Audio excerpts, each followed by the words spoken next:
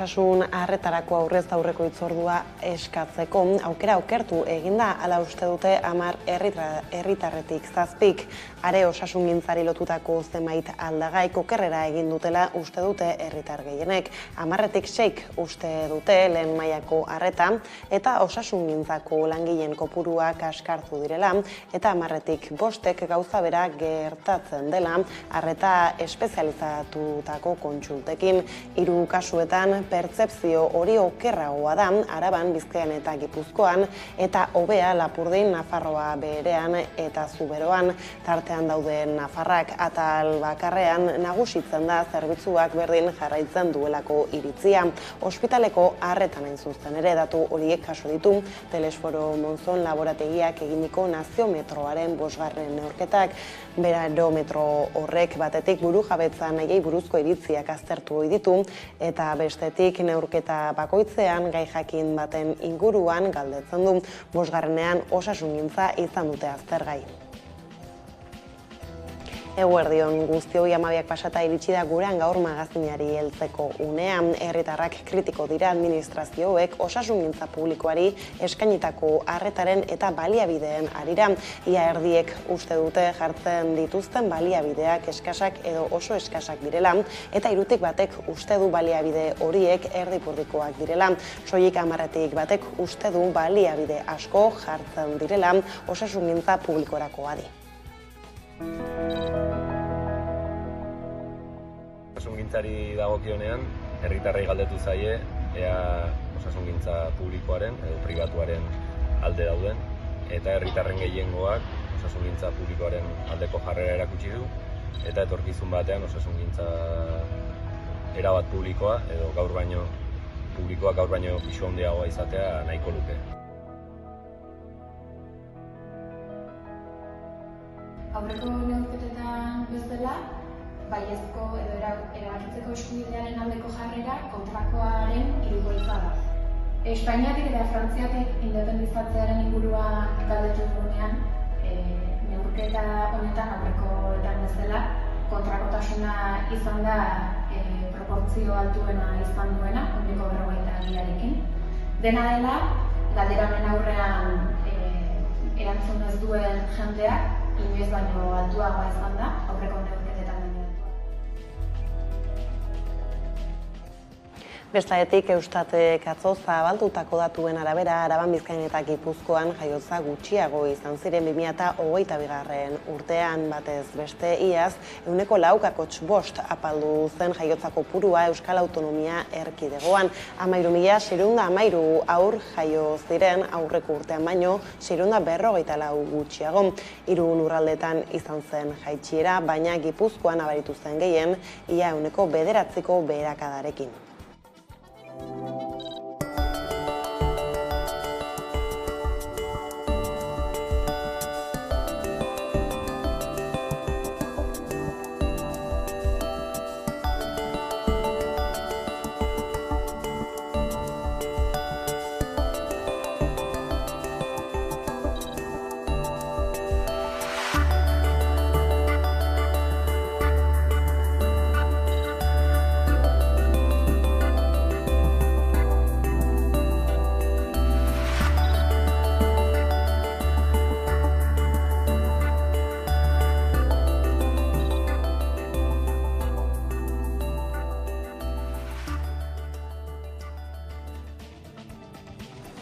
Desegregazioa horixe da hezkuntzan dituzten lehentasunetako bat Jokin Bildarratz Jaurlaritzako hezkuntza sailburuaren hitzetan. Ildo horretatik zenbait neurri jarri dituzte martxan 2023-2024 ikasturteko matrikulaziorako eta behin betiko zerrendak eskua Bildarratzek agerraldia egin zuen atzo.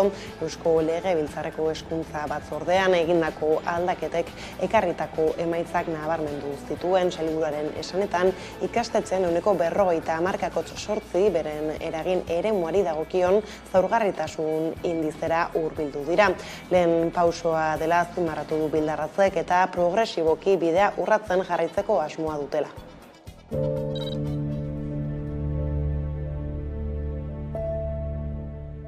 Hezkuntza sailak ofizioz zehaztu du ikastetxe bakoitzerako erreserba. Erronka sozial bat dugu aurretik eta hezkuntza ere inplikatu egin behar da. Diru publikoz ordaindutako ikastetxe guztiek batera lan egin behar dute. Gizarte kohesionatuago baten alde, ikasle guztiek aukera berdinak dituzten hezkuntza sistema baten alde. Beraz, denbora eta egonkortasuna behar dira, eta aldi berean, hurrengo aldaketetara egokitzeko malgutasuna eta gaitasuna.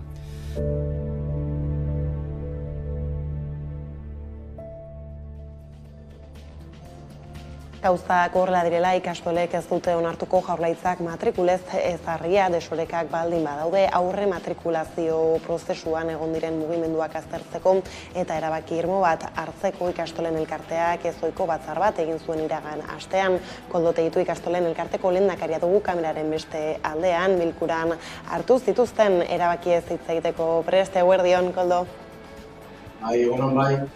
Tira, eskola segregazioari aurre egin asmoz, 2 urteko umeen geletatik hasita Jaurlaritzak 2023-24ko matrikulaziorako aldaketak egin dituzu unifikazioan, eskaintzaren plangintzan eta lekuen erreserban besteak beste nola, iristen diezue ikastolen elkartetik bildarratzek azalutako neurriei? Printzipioz, behin baino gehiagotan ezan dugu moduan, planarekin ados gaude, kontua da, eta aurreko azten bidego ikastola guztiekin bilduta egon eta gero, guretzat ezinbestekoa da ikastetxe batetik bestera egongo den fluxua orekatua izatea, eta hainbat ikastoletan ikusten ari garena da fluxu hori desorekatuta dagoela. Orduan gure aldarrikapena da arlo honetan, oreka hori bermatu izan behar dela, eta dei egiten dugu Jaurlaritzari emon beharreko pausuak emoteko hori lortzeko, eta bestela ikastolek neurriak hartu ditugu, arlo juridikoan, edota, familiei esanez, desoreka hori dauden tokian, gurekin geratzeko. Bai ez, eta zeintzuk lirateke hartu aldiren neurri horiek, edo zer espero duzu, zen mugimendu espero dira arlo honetan? Barkatu, ez dintzutot nuen barkatu. Bai, tranquil, ez galdetzen izunez, ea zeintzuk izan daitezkeen, matrikulazioaren hueltan, horixe, guztiz adoz ez egotekotan, edota desoreka nabarmenak, agertzekotan hartu daitezkeen neurriak. Guke Jaurlaritzari behin gehiagotan, planteatu duguna da, herri-herri, ikastetxe, lako negoziazio bat zabaltzea, kontutan izan da, oreka hori lortu den dela. Hasieratik proiektuen helburu nagusi bat hori izan zen, hau da, proiektu plan honen ondorio bezala ezin zela matrikulazioan, ezin zela matrikulazioan kaltetuta dagoen bindu ikastetxerik, eta orduan, oraindik ere denbora dagoela, eta ezarri behar gara, eta gelditzen diren kasu guzti horiek aztertu eta epebide bat. Egia zen, ez dira gehiegi, eta uste dugu horretatea badago guztien aldetik, bideratu daitekeen batazka dela. Bai ez, beraz, kudeatu daitezke, eta aurki espero duzu ez, agian hezkuntza sailarekin ere honen bueltan batzea? Bai, bila da, orain arte ibili garen moduan, gure asmoa da horrekin, negoziazio horrekin jarraitzea, gure aldetik dei hori luzatuta dago, Jaurlaritzak bak ezin dut plantearutal, eta espero duguna da, erantzun positibo bat, emotea, gaude momentu oso berezi batean hezkuntza munduan, eta uste dugu gauza konpondu behar direla. Azken finean, ezin dena gertatu da, holako prozesuetan, alde bakarreko erabakiak hartzea, prozesu guztienetan, hezkuntza sailaren aldetik, alde bakarrez funtzionatu da, eta gure entzatzen dugu hori babestera batera, eta hezkuntzara bide guztien elkarlanean egin behar dela. Da, honekin ondo da, Koldo, adi izango gara, etorriko direnetara, hemen utzi behar dugu konexioa, mila esker eta hurrengora arte. Bale, zuei, inga, agur. Eta hezkuntza hizpide dugula Nafarroara goaz, izan ere hezkuntzako sindikatuek manifestazioa egingo dute hilaren 24an. Carlos Jimeno kontseilariaren dimisioa eskatu dute La Pesteilas, Comisiones Obreras, ELA eta UGT sindikatuek negoziazioari uko egin diola iritzita. Leire Martinez dugu Iruñatik informazio gehiagorekin. Hezkuntzako bigarren greba ondoren, LABek, Esteilasek, Komisiones Obrerasek, ELAK eta UGTek manifestazioa deitu dute maiatzaren 24ko Nafarroan. Hezkuntza sailaren blokeoaren aurka izanen da. Antza, irakasleen bigarren greba hau eta gero, bilera eskatu zioten Maria Txibite presidentari, baina oraindik ez da irakasle eta sindikatuekin bildu. Beraz, ikasleak irmo eutxiko diote manifestazioari maiatzaren 24an Iruñean.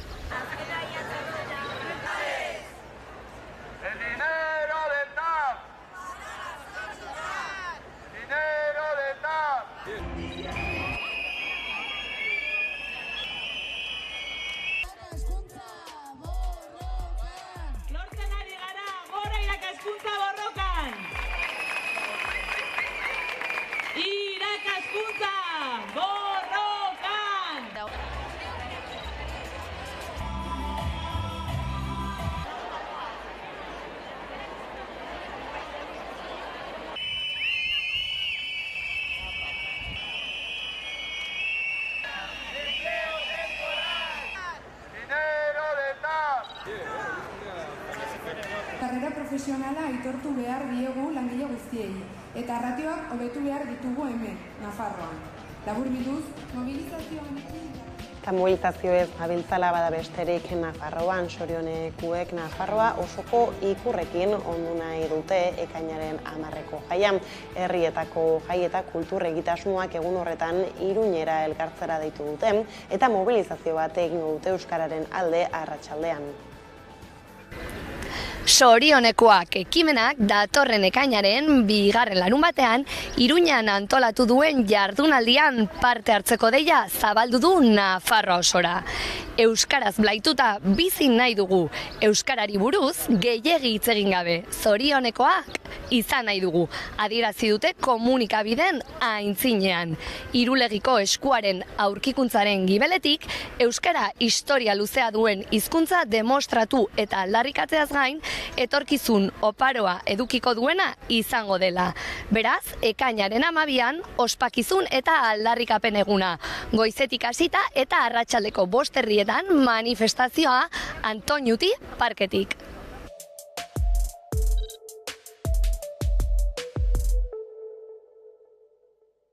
Duela gutxi, joan dena astean, aurkeztu genuen kanta, esku bat. Izugarrizko kanta polita, bere koreografia eta guzti, eta orain ja dena prestatzen ari gara ekainaren 10ko mobilizaziorako. Hori izanen da egun nagusia, egun itzela, mobilizazio jai girokoa izanen da, eta gonbidatu nahi dugu jende guztia. Bai norbanakoak, noski, familiak, eta agente, bai kulturalak, bai politikoak, bai mota guztietakoak, gurekin egon daitezen jai egun horretan. Aldarrikatu nahi dugulako, euskara gurea dela, hemengoa dela, betidanik izan dela gurea eta hemengoa, eta izugarrizko etorkizuna duen hizkuntza dela. Beraz, sorionekuak gu guziok. Eta Iruñan garela bada nahita ez, aipatu beharrekoa udalak eta Nafarroako gobernuak arrera ofiziala egin zieten atzo osasunako jokalariei eta zuzendaritzako kideei ehunkazale ere bildu ziren taldea animatzeko eta esker ona adierazteko, izan ere bigarrenean ere ezin izan du osasunak Espainiako kopako finalera iristea ordea, lorpena izan da Leire Martinez. Osasunako jokalari eta zaletuak bestondoarekin daude oraindik.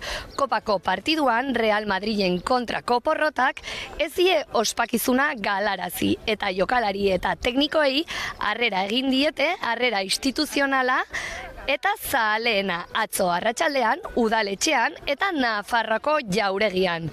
Inoiz baino gehiago osasuna fenomenoa gorritz beztitu ditu iruindar eta naparrak.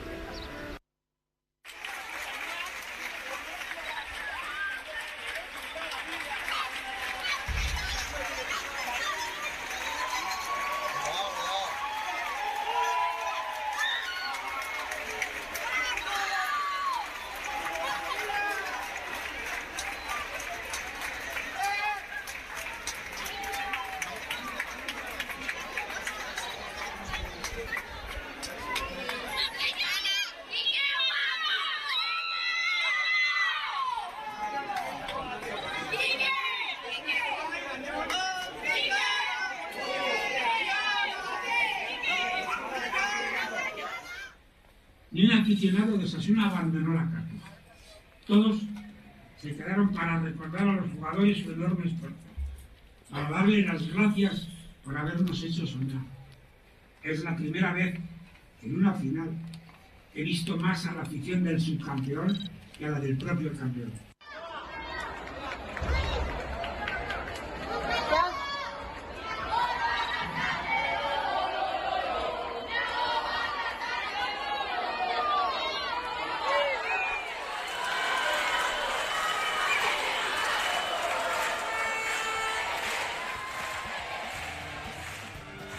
Asko Leire Gaiok gerturatzearren eta Iruñatik Gasteiza martxoak 3ko memoriala jasoko duen parrokiaren lursaila erregularizatzeko tramitea onartu egin da. Tramitea beharrezkoa zen lursailaren egoera erregularizatzeko eta azken gobernu kontseiluan Gasteizko udalak onartu egin du. Hori lursail horretan kokatuta dago Asisko San Francisco parrokia eta bertan ezarriko da martxoaren 3ko biktimen memoriala. Hala ere oraindik memoria gunea kudeatuko duen fundazioa edota patronatua ez da sortu. Nerea Garziak azalduko digu. Gasteizko udalak martxoak 3ko memoriagunea jasoko duen parrokiaren lursaila erregularizatzeko beharrezko hirigintza tramitea onartu du. Hau da, Fermin Lazu, Nafarroako erregina, Legutiano Atea, Carlos Lehenengo Emperadore plaza, Martin Salinas plaza eta erregina katoliko kaleen arteko etzadian dauden lursailen partzelazio proiektuaren hasierako onarpenari argi berdea eman dio. Tramitea ezinbestekoa zen lursailaren hirigintza egoera erregularizatzeko. Izan ere, lursail horretan Asisko San Francisco eliza kokatuta dago, hotz martxoak 3 memoriala ezarriko den lekua. Partzelazio proiektuak aurre ikusten dituen lursail berezietan, elizaz gain, hainbat higiezin daude, hala nola Koldo Mitzelena, Odonda Praiz eta Iparralde gizartetzea. Arabako aldizkari ofizialean argitaratu ondoren, hilabeteko alegazio epea irekiko da. Martxoak 3ko memoriagunea behin eta berriz atzeratu den proiektua da. Momentuz ez dago data zehatzik, baina lakoak azken hilabeteotan iragarri zuen aurre ikusten zuela 2026rako irekitzea. Hala ere oraindik asko dago egiteke, besteak beste memoriala kudeatuko duen fundazioa edota patronatua ez da sortu. Bertan erakundeen martxoak 3 elkartearen eta memoriagararen ordezkariak izango dira. Tramite hori erakundeen sinaduraren zain dago. Beste parke eoliko bat eraikitzeko baimena eskatu dute Araban Euskal Haizie enpresak egin du eskaera Añanan eta Erriberagoitian eraikitzeko Euskal Herriko agintaritzaren aldizkariak argitaratu duenez. Bertan jasota dagoenez enpresak eskatuak ditu Kanto Blanco parke eolikoa izeneko proiekturako administrazio baimena eta ingurumen eraginari buruzko azterketa. 8 haize errota ezarri nahi dituzte Añanan eta Erriberagoitian 6,2 megawatt orduko potentziakoak. Sortutako energia usteko azpiegitura bat eraikitza ere aurre ikusten dute. Besteak beste Erriberagoitian azpiestazio bat jarri nahi dute. 17 kilometro baino gehiagoko goi-tentsioko linea bat Erriberagoitiatik Gasteizeraino, Iruña Okatik Igarota eta beste azpiestazio bat hiriburuan. Bertan Euskal Haizie enpresaren egitasmo aldizkari ofizialean argitaratu ondotik 30 eguneko epea ireki da proiektuaren dokumentazioa kontsultatu eta alegazioak aurkezteko. Gaizodatzeko Arabatik Gipuzkoara egingo dugu orain, izan ere lehen bitan kale eta 3. bale Gipuzkoako aldundiak 3 foru arau egin behar izan ditu, N1 eta A15 autobideetan kamioiei jarritako bidesariak auzitegien onespena jasotzeko lehen biak 2016koa eta 2018koa atzera bota zizkion EAEko justizia auzitegiak kanpoko garraiolariak baztertzen zituelakoan. 3. funtsari ordea ez dio eragozpenik jarri eta indarrean jarraituko du.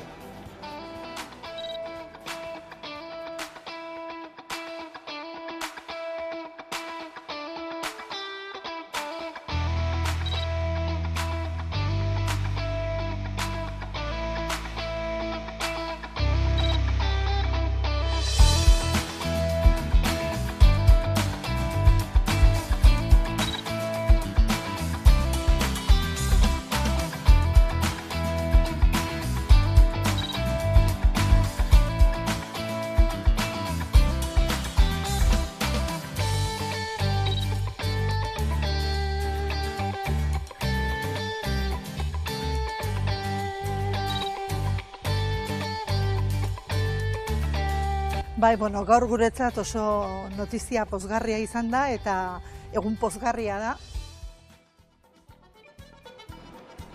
Eguneko gaiekin bukatzeko berriz, hondakinen testu inguruan, Zubietako erraustegia berriro ere martxan da. 3 aste baino gehiagoz hondakinik erre eta elektrizitaterik sortu gabe egon da, matxura baten ondorioz.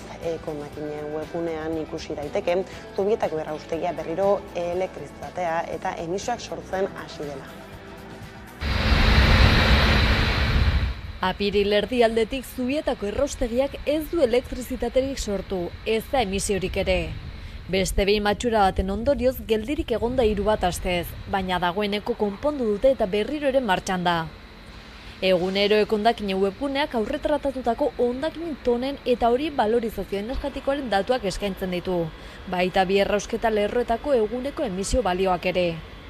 Informazio hori 24 ordura ezabatzen da eta aurreko datarekin eguneratzen da.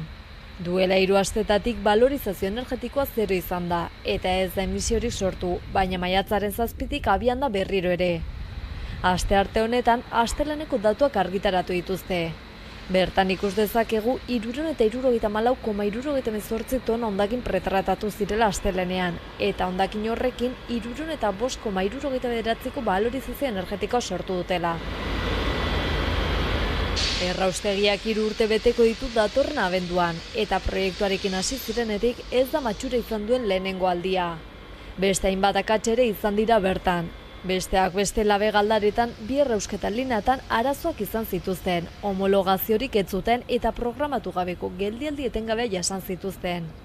Bestalde transformazio elektrikoak ere huts egin zuen, etengabeko goraberekin. Bestalde gogoratu behar da Zubietako erraustegiak kutsadura muga 2000 altz genditu zuela, hala ikertu zuen Ekopol ikerketa taldeak. Gorka Bueno ingeniariak sinatutako txosten zientifikoak Zubietako erraustegiaren legez kanpoko funtzionamendu kutsatzailea frogatu zuen. Txosten zientifiko horren arabera 2020 eta 2021 2023 gainditze gertatu ziren emisio muga balioetan. Eta horietatik erdiek oso erreaktiboak diren gas multzo bati egiten zien erreferentzia. Horrez gain lehen 2 urteetan instalazioak programatu gabeko 240 geldialdi izan zituen. Testu inguru honetan Zubietako erraustegia ikerketa judizialaren pean dago, ingurumen delitua egin delakoan. Honekin iritsi da gurean gaur magazinaren lehen atalaren amaiera eguneko elkarrizketa nagusiari bide emateko zaintzaren demokratizazioa izango dugu hizpide, beraz ez zaitezte urruti joan. Efizientzia energetikoa eukiko dugu hizpide, bereziki etxebizitzari lotuta. Nola eraikitzen ditugu gure etxebizitzak ze isolamentua duten eta beraien energia hornidura nondik iristen da. Guzti horrekin etxe efizienteagoak egin nahi ditugu eta bereziki herritar guztiontzako irtenbide efizienteak bilatu nahi ditugu. Beraz badakizue, ongi etorri denon topalekua den geltoki honetara.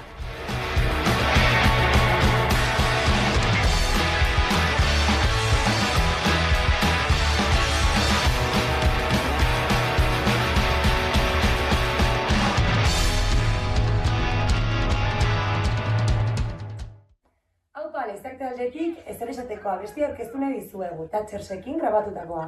Duela hilabete batzuk atera genuen diska hau eta bizi musika saioa ikustera animatu nahi dizuegu. Apa! Animo! ¿Qué he dicho yo? Animo! Ez dut abestia hau zuretzako egin, ez eta milguntan grago izateko.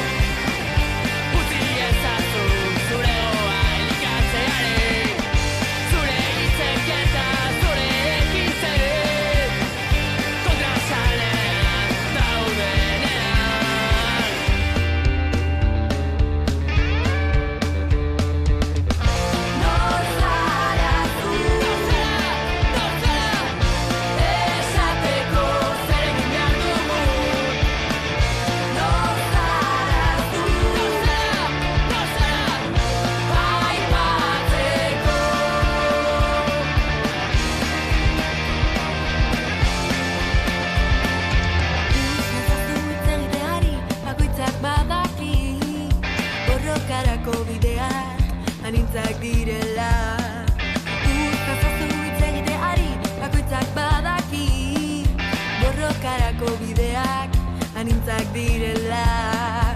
Utz nazazu hitz egiteari, bakoitzak badaki, borrokarako bideak anintzak direla. Utz nazazu hitz egiteari, bakoitzak badaki, borrokarako bideak anintzak direla. Utz nazazu hitz egiteari, bakoitzak badaki, borrokarako bideak anintzak direla.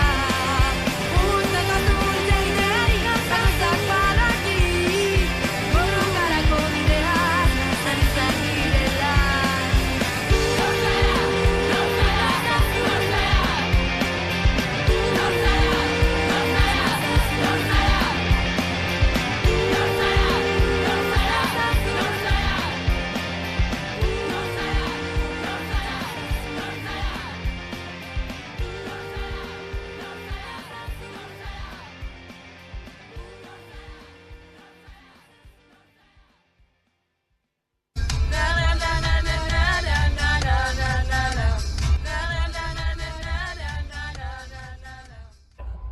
Haupa, gutatxas gara, Paperezko Tigrea abestia entzutera gonbidatzen zaituztegu 11 telebistan.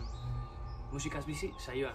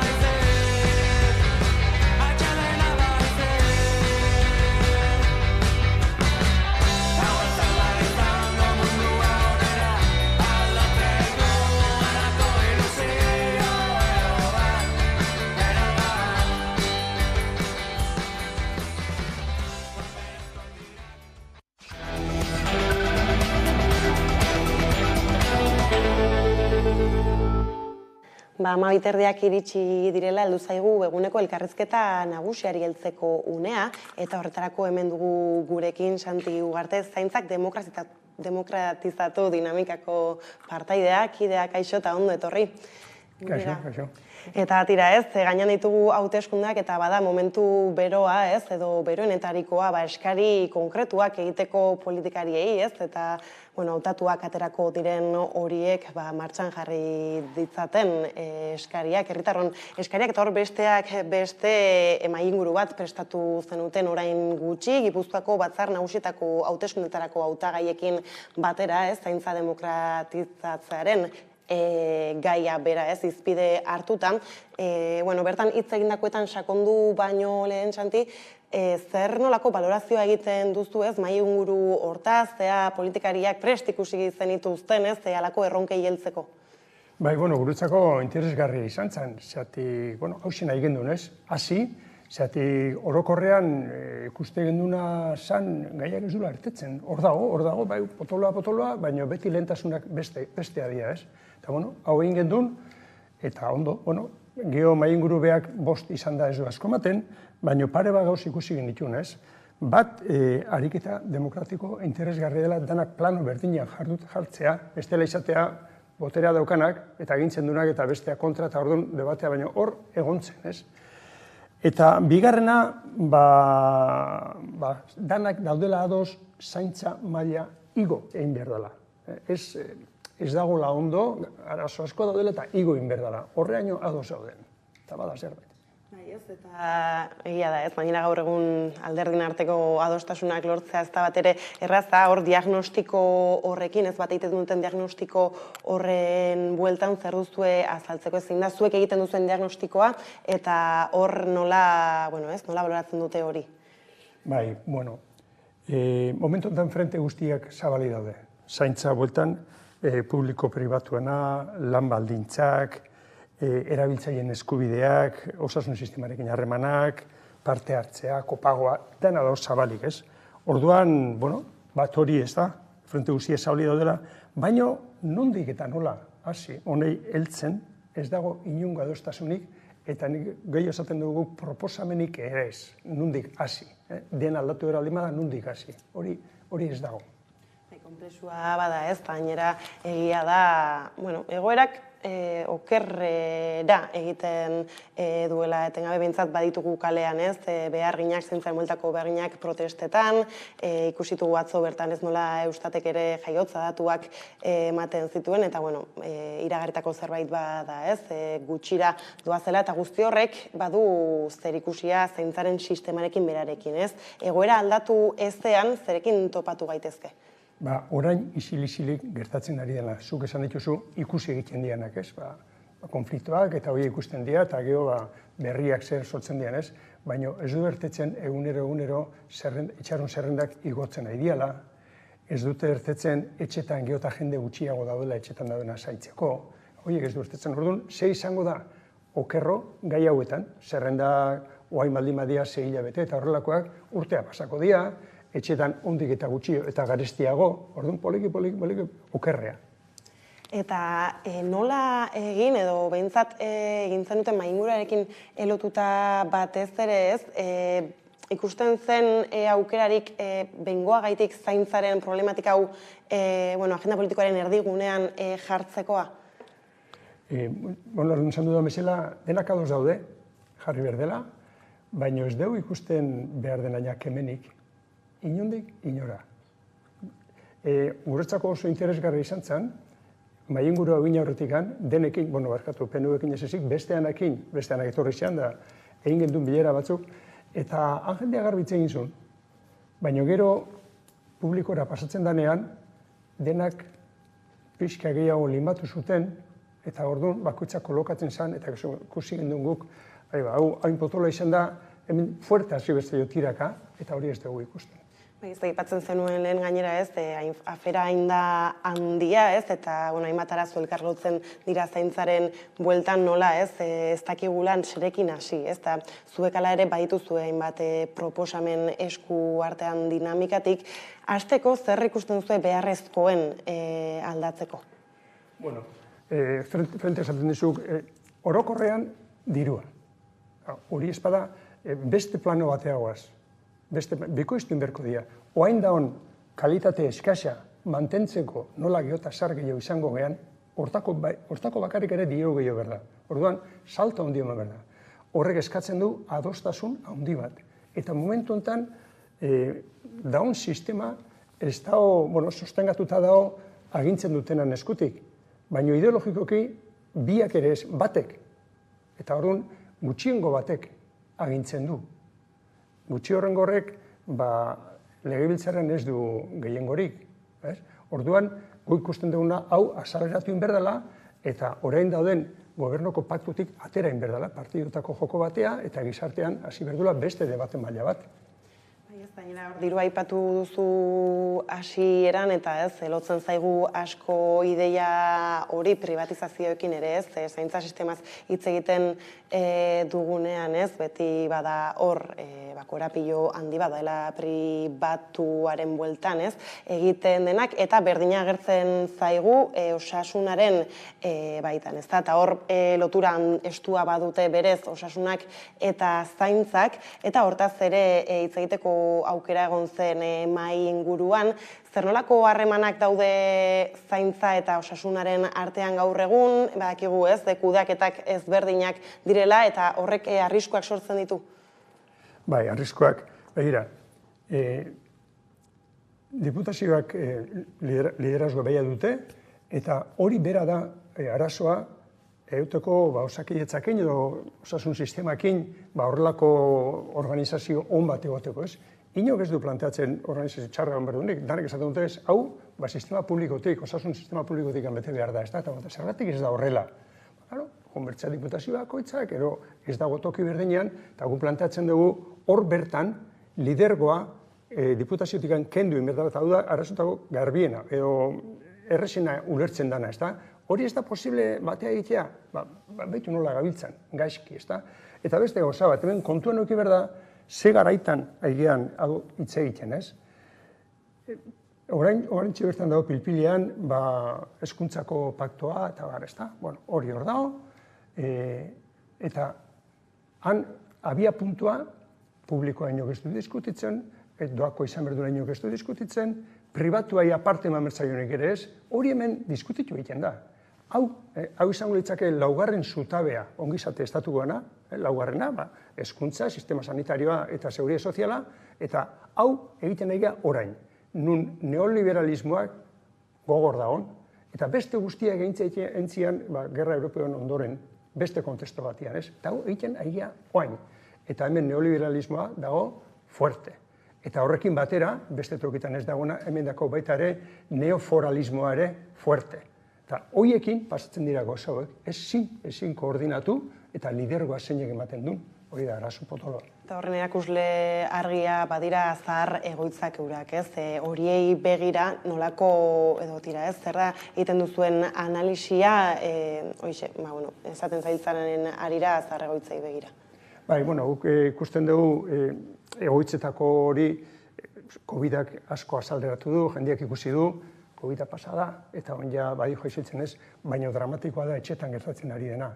Jende gehiena etxetan dago, eta hori badirudi, izaten dago, kultura baten bukaera dela, emakumea lankarga hori hor dagola, hori dana bai, baina besteokitan aurretu, hemen inok ez du esaten zer hori nola eman berdan. Eta entzuten diran gauzak, hori bai, lurralde bakoitzean diferenteak, hori beti, eta aintzen diran gauzak, ez dizu, ez da imaginatzen zer nola nahi dan egitea, ez? Hori, etxean hobe, egoitzan ez, baina etxean, orain arte izan da mesela, emakumeak edo zaintzaileak antxe bakarrikan inungo apoiorik gabe eta laguntza txiki-txikiakin, ez da? Hori ez da ikutzen. Eta asunta dago, beltza benetan.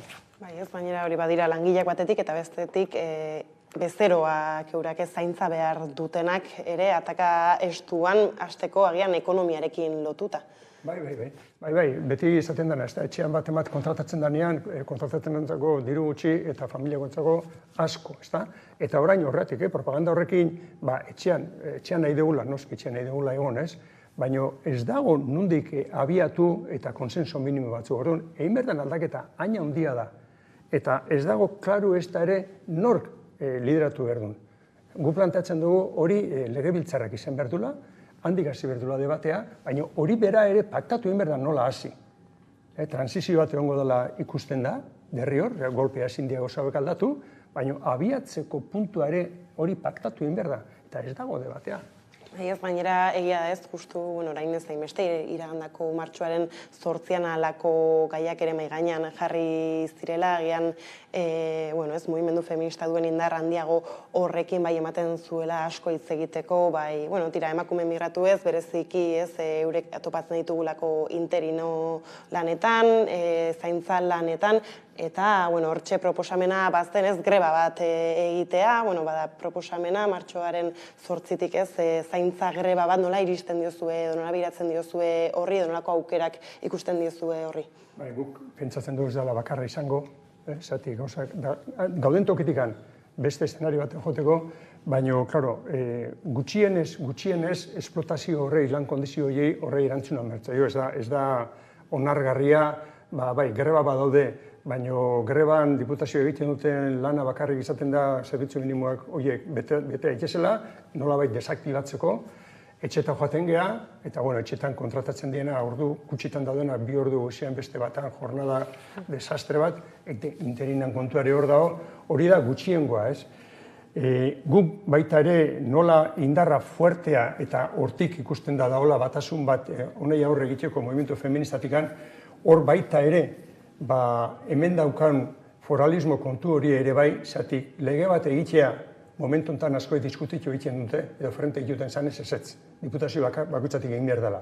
Eta gu plantatzen duguna da, kondizio berdinetan joan behar dela, berme batzuk eki berretula, kostuak noiz hasten dian, o faktura noiz hasten dian geisten, eta hori guztia konsensuatzeko beste liderrago bat berdura eta diputazioa hau kendu, eta lege egin legebiltzarren. Eta hau ere, nahi dugu, bintzat hortan nahi geha, mugimendu feministak ere haure lortu da egin. Hau ez da asunto historiko bat, ez da nakomian zapalkuntza bezala.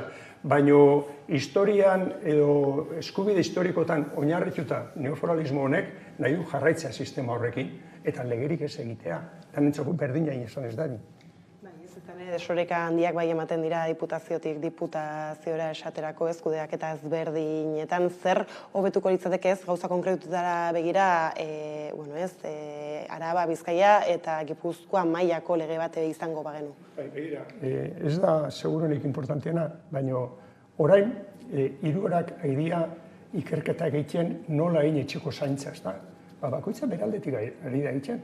Ekartzen dituzte kanpotikan olako jende importantea, eta bakoitza bere ekartzen ez du koinziditzen inoiz. Zer dela eta aurrera begira ari baldin magea, hori ez du lertzen ino, baina horrela esintzen nahi dira. Eta gaina dirua jarrita, eta olako eszenario elegantetan, da dirala zerbait egiten da hori dana ez da, eta hau ez da ulertzen, baina egiten ari dira. Bai, ez baina horrekin ere izan kuotak, soldatak eta barrak ere ezberdinak izango dira lurraldez lurralde. Noski. Eta gau zergatik ematen dio nahi horlako garrantzia. Gure elkartetan dagoen jendea, gaudenok, gera soldatatik edo pentsio batetik bizigenak. Gu bertu eskubideak, legean idatzita. Zer etorriko zaigun, zenbat kostatuko dan, goraka jungo dian presioak, beraka jungo dian, itxaron zerrendan gaudenian, zergatik ortendu berdeun eta ez administrazioak, horrentzen hori maitu, egon goia beti, ez da? Orduan, eskubide horiek egon berdute garbi eta denentzako berdina, ez? Eta orain horrelakoik ez da, orain aldundi batek esateu, betu aurten hau ingo da, hau ikoko da, eta higo itxen da, ez? Eta gero, demokratikoki, badakiu da hola koordinazioko olako erakunde bat, instituzio guztien artean, eta demokrazian ezagutzen ez dan gauz badaka. Diputazioak ikusten badu, han planteatzen den erabakia behantzako ez dela oso onuragarria, betatu egiten du. Betoa existitzen du. Eta gaina, inoiz ez da publiko egiten ze beto egin ditun.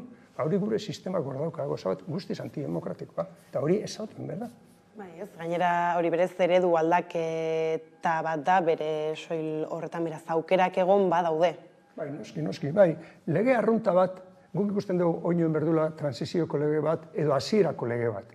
Eta oinarrian jarri norekin hasten dian pasoak ematen.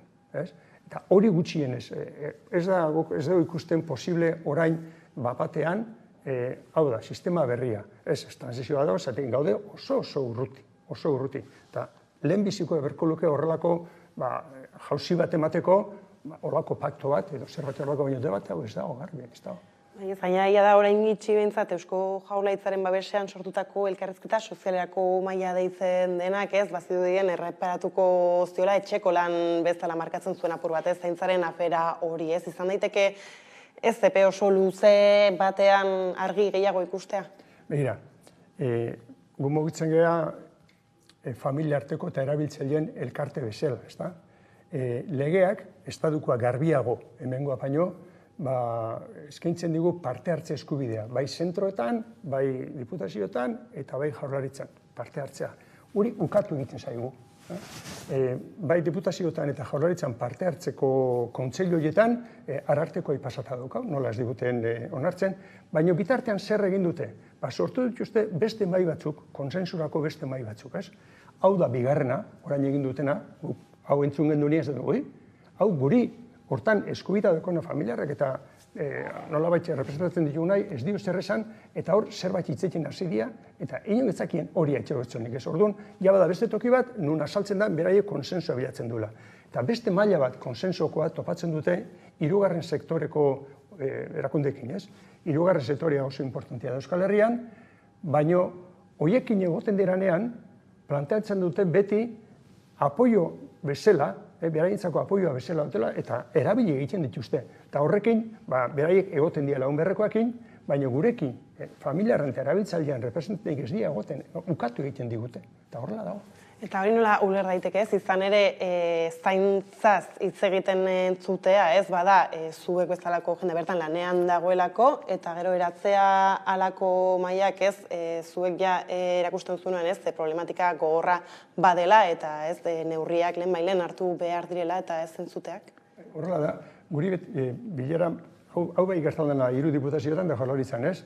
Lehenbiziko bilera jun izan geanean galtzaizu gur parte hartzea esaten dezuet, zenbati ordezkatzezue. Guk aldegu nahi, baina beste inor ez da juten zentro eta jendiek egotea. Gu organizazio ez geha hondiak, zatik modan ez da egote militantzia hau sarran kontu da militantzi hori oso jende gutxi gustatzen zaio, gabiltzano gehiago geha prozesu batzu pasaditugulako eta ikusten duena zer dan, baina beti galdatzen digute hori, eta ez guk geha bakarrak eta legea jartzen du eskubida daukala, orduan zenba gehan ez di inporta. Gehiago gaina, egin berezuten dazuk errestu eta guri gastoak eta gauza batzu finantziatu. Ezin geha jendeak kota eskatzen jardunan daukanean pertsona bat, familiarteko bat egoitza batean, ez? Da trantze hori pasatzen, ez? Eta hori dago oso, ez da ezagutzen kanpora, baina dago, hau ez da gauz demokratiko bat. Ez bintzatea, hasieran esan duzun horren arira ez, nola zaintzak dituen arrakala hauek ez, lehen pertsonan bizitzen ez ditugun momentura arte agian ez garela konturatzen hor, arrakala handiak ikusten dituzue agian belaunaldi berrietara kontu hauek azaldu ez, eta agian gizartea gehiago astintzeko. Bai, sartzea eta bajatzen juta eta hori ez da modan, inoiz da normalian gizartea biziga bestaldea behira, ez da, baina hori bai dela gozoet prestatzen joan berdana, ez. Guk ikusten dugu panoramako eta beltzagoa dela, pentsatzen dugu hau gizarte baten zerbitzuak eta berrian bermeak izan berretuela jendea bildurrakin ez dedin urre hau nola izango nahi zaindua, zeinek zainduko nahu, etxean ez da katinor, diruak kendu egiten dute hori guztia, ez da. Eta leheno esan dizutena, orain, hau trasladatu ezkeo hezkuntzara, hemen egiten nahi dena da, hezkuntza pribatu izango lehizela, zure semea, aiba diru bat, eta nahizun tokira mantzazu pribatu aldin badare. Hori plantatzen da zutak, ezin laike ez da, hor nor kertetzen du ondo, dirua dutenak, baina publikoa dana, askoz eskazagoa da. Beira, Gipuzkoan publikoak egintzian oindala urte batzuk, udalekoak ziren egoitzak, ez? Horrein dia aldundianak, eta ja udalak eta erabiltzaileak ez dakit aie publikoa denik udak eta sartu dute pribaua goiti bera, eta horren ez du existitzen guk jute batzen zaite, publikoa da, egun alkatena esatea, ber, ze pasatzen hemen ez. Atzo, alkate batek esatezean, publikoa den, hau Gipuzkoan, publikoa den erresentzi batean, beraiek herrian otxura zutela urtean behin festa bat egitea eta gerturatzea, horrelako asko itxezionak, eta enpresa pribatu esan zion ez. Ez daukela autorizazioak, enpresa hori Zaragozakoa da, eta ez daukela autorizazioak egiten, publikoa da, eta hori pasa inda, oinala egun gutxi. Bai, izango da, errepikatzen den behinez, kudeak eta arlo pribatutik eramaten denean. Hala ere, hori berez ez, tokiak eurak publikoak diren enean erreza beharko luke ez, alakoak gelditzea edo... Publiko baldin bada, lehenbizi alkate esan berriko, nola, bai, hori diputazioa da, baina publikoa da, ni banoa, ez, eta hau ikusten da, eta egia da, udaletik ere, asko utzi dela diputazioak egin dadin, nahiz eta eskumina behaien izan, orduan, nik uste, lagatze prozeso bate badaola hortik, ez, eta benetan, ikusten dugu, fuerte sartu berdala, eta lehen esan dizutena, ez dugu ikusten inor, banak hau zanean dana dute, arazoa, baina arazoa ikusten dute, ez? Agintzen nahi dianak, horretik nahi dia horren beste jende kanpotik ekartzen, baina dauden tokitikan eta aldan gutxienak gaztautan nola inberruten, hortxe, aguanta, baina badakite zer da honez. Eta bestaldetik ikusten duena da, aurrean daudenak, bai, baina gogorregia eta jungo algea, sartuko algea, horreko konfrontazio bat jungo algea. Eta horretik diot, neoliberalismoa eta neoforalismoa dauzkau, eta horiek pultzazu txikiekin ez ditugu usatuko. Oso konfrontazioak asunto batean joan behar du. Beraz, mai ingura bueltatuta ez, Gipuzkoarako hautagaien artean ez, justu agian hitziterako orduan doakotasunaz, publikotasunaz ere gatazkak izango ziren. Bai, bueno, konsensua hitzatanak erabili zuten, ez? Konsensatuen erdara, ezta? Eta hori ondo dago. Baina hori ondo dago gauza gertu daudenean, ez? Hain urruti daudenean, lehengo ejemploa noa, ezta? Hezkuntza sisteman, bai, konfrontazioa dago, pentsa, ze diskusio daudene, azken dukomuntan, ematen zuen hau gazi joala, eta badaude, bai, baina zertan gaude ados. Hori trasladatzen bada, zaintzara, konponduta dago gaia. Betu nun gauden, ez? Orduan, horrea iristeko konfrontatu gabe, hau da, paktotxo batzuk eginda, eta hau pixka dotore hau jarri, eta txukuno eta bar horrekin bada, edo sartu inbergea, ez? Diru asko berda, hau bere tokian jartzeko. Eta diru asko, dirua sortu inberda, edo beste tokitatik kendu, horrela da. Ez, kudeaketaren aldaketa eta zentzu horretan, esaten duzunaren bide horretan hasteko, ez, Gipuzkoara begira kontseilu baten eraketa ere proposatu duzu, ez, iraupen luztekoa, zeintzaren bueltakoa, zein da proposamen hori zehazki? Horrekin, zen transizio bat egiteko, ez da, hau berez lege bat eta bar, baina, egunari eutzin bertzaio, eta urte horren atzetik burrengoa dator, eta jendia goitzeta goten da, eta egiten da, eta bizita hori, ez da. Orduan, gustatzen dugu, mintzat, eman dezaun jauzio bat, urratz bat, ez? Eta egin dadin kontseilu bat zaintzakoa soilik. Hori da beste arazo potolo bat egutzen duguna, gizarte zerbitzuak. Eta gizarte zerbitzuak gauza oso zabala. Eta hemen aldatu dana da zaintza, zarren zaintza. Galako asko, etxeko familia eredu aldatu dalako, emakume inkorporatu dalako eta naskatu egin dalako beti hau egiten, ez? Orduan aldatu da guztiz. Eta guk nahi dugu egitea zaintzakoa. Eta horrekin zer lortze du, gauz ikeragarri bat, informazioa hilero eukitzia adibidez, guk ez dakio.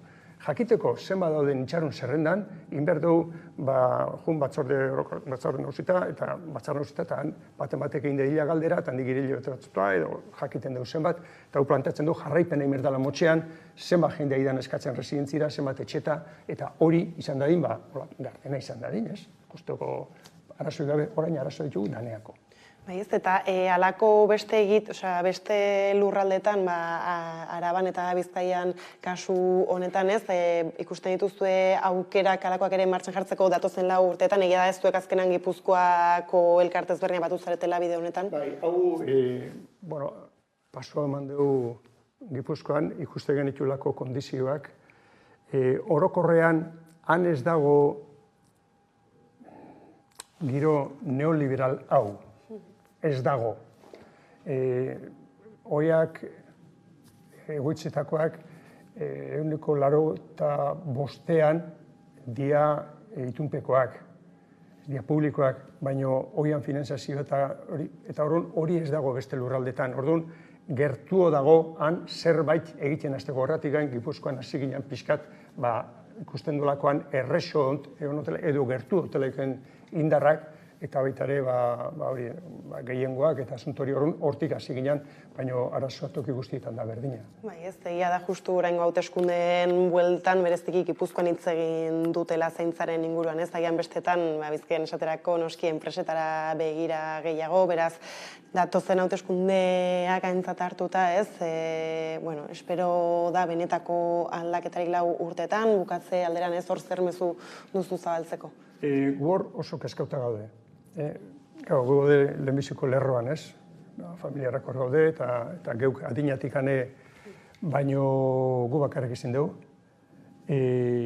Esperantza handiena movimendu feministan dago, hor daukolako bultzada edo momentuetan gizarteak errespetua dion movimentu bat, osatu inberda, epea jarri berdia, ezin da bakarrik batalla kultural baten zaion hemen egunero gertatzen da, eta bitartean gaina neoliberal hauek ari dira beste alternatiba oso gogorra, oso pribatutakoa, edo oindaukoan bezala ez da daude, goitza pila bat handiak eta esku pribatutan urte pila bateako.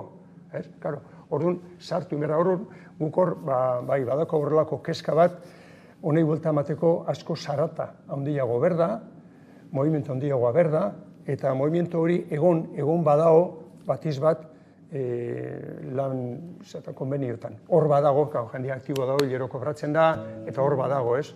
Baina gainontzeko estamendotan ez dago hori. Bintzat, esaten duzun bezala ikusten da, ez, zaintzaren mueltan, jaruten duzuen pertsona ezberdinek, edo batzuk lanean izan, bestatzuk familiar bat baldin dago duzu, izan dezakelako alako egoeran, ez, badaudela baldintzak elkarrekin borroka horri heltzeko. Bai. Bueno, geho, honekin batea, ikusten da asunto komunitarioa eta komunitatea sortu behar diela, gauza beste era bate izango diala, baina hor bertan ere ez daukagu toki bat edo olako zentron bat ari dana aurretik lana egiten, beste arlo batzutan dauden bezala, ez da hemen ez dago. Eta gero diputazio muitzonten diruakin ikerketa lanak egiten dutenak, idazten dutenak, dena diputazioko diruakin mugitzen dira, eta hori agintzen dura ondo mugitzen du, ez da? Oin, honekin, mainguru honekin ikusi dugu, 11 telebistak eta beste zenbait izan dira informazio ere mandutenak, baino prensa neoliberalak eta telebista neoliberalak ere ez dute, ez da itxaure ere egin. Berria izan den gauza bat, zerbait interesante izan dena, eta berria, eta danak abizeta zauden, ez da itxaure. Orduan, badakigun horren kontra, egian, ez? Eta hauek aldatzeko berdu, askoz movimentu gehiago, askoz kompromiso gehiago, indar politiko eta sozial guztien artean. Ez, eta hori ikusi beharko dugu lurralde mailan, ez, foru hauteskundeetan zer gertatzen den, baina, behintzat egia da, ez, eta aipatu dituzula zaintza komunitateak, eta antzekoak, nahiz eta prezidente oso potolorik ez dugun agian, ez, udalerri txikietatik egia da hor zabaldu daitekela bestelako, lurzoru bat. Bai, hasi eskeo begiratzen, toki batean da bestean gauzatxoak egiten ari dira, ez? Beste era batean, etxetan ez dauka jenderik. Jende asko deio etxean, eta batzukan, bestiakan, eta nola izango da orduan, badaok kezka hori, ez? Baina hortik edo sozi diferenteetik aparte, berdu hori bera bultza, ikerketa hori bultza, nora nahi dan ematea, nore gordaindu berdun, hori danak hor daude, eta gauz potola izpasek edo uzten, beste gortzi izango dira, kolore politekin marraztuko gauz batzuk, ez da, baina asunto potolai etzaio duzten. Esaten diate, pingarin niotik, denbora dela eta menutzi behar dugula elkarrizketa, mila esker Santi gurekin tartea hartzearren, gertutik jarraituko dugu ez, guzti honen ibilbidea, emaitzak, eta espero ditugu emaitzak, beraz horixe mila esker eta hurrengo arte. Guretzako oso garrantzitsua da laguntzea, hau hola azaleratzen. Eta honekin, laster jarraian eguneko solasaldiarekin bueltatuko gara.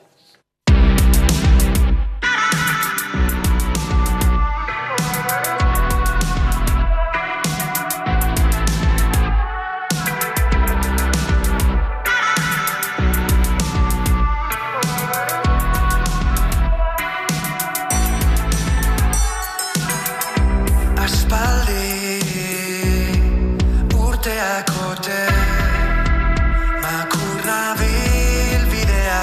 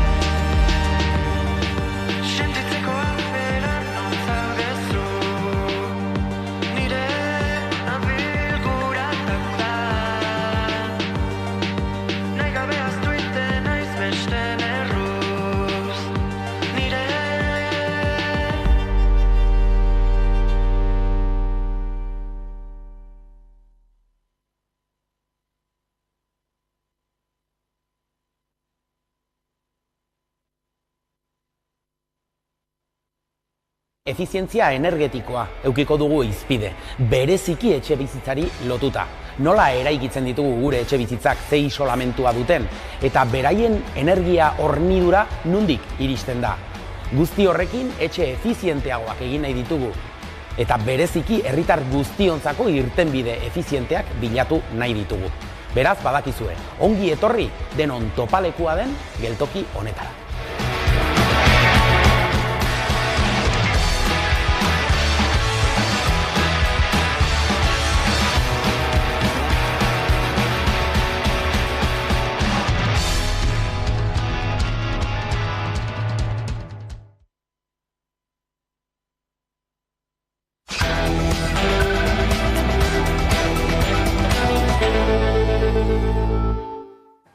Ordu bata pasata iritsi da eguneko solasaldiari heltzeko unea, tortarako hemen ditut Albo Banatan, Maialen Ferreira eta Carmelo Landa, ondo etorri. Gurera. Eta naziometroak erakutsi dizkigun datu ez hitzitzen hasiko gara, daukagu bideo laburtxo bat datu horiekin eta helduko diegu. Osasungintzari dagokionean, herritarrei galdetu zaie, ea osasungintza publikoaren edo pribatuaren alde dauden, eta herritarren gehiengoak osasungintza publikoaren aldeko jarrera erakutsi du, eta etorkizun batean osasungintza erabat publikoa edo gaur baino pisu handiagoa izatea nahiko luke.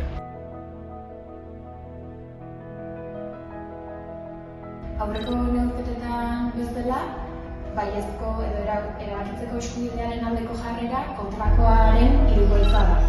Espainiatik eta Frantziatik independizatzearen ingurua galdetu dugunean, neurketa honetan aurrekoetan bezala kontrakotasuna izan da proportzio altuena izan duena, 92%. Dena dela, galderamen aurrean erantzun ez duen jendeak inoiz baino altuagoa izan da aurreko neurketetan baino. Telesforo Monzon laborategiak eginiko naziometroaren emaitzak ditugu hauek, hor burujabetza nahiei buruzko iritziak aztertzen dira, eta baita ere ez, urtero gai ezberdin bati erreparatzen diote, kasunetan osasun gintzari, baina tira ez, burujabetza zitzaiten hasiko gara oraingo honetan, eta hemen bai, azta duten nola erabakitzeko eskubidearen bueltan, ez, nagusi badela jarrera, hala ere lurralde guztietan apaldu egin dela aurreko galdeketarekin alderatu. Nola erreparatzen diozue honi? Bai, hala da, ez niri harritu nago, ez?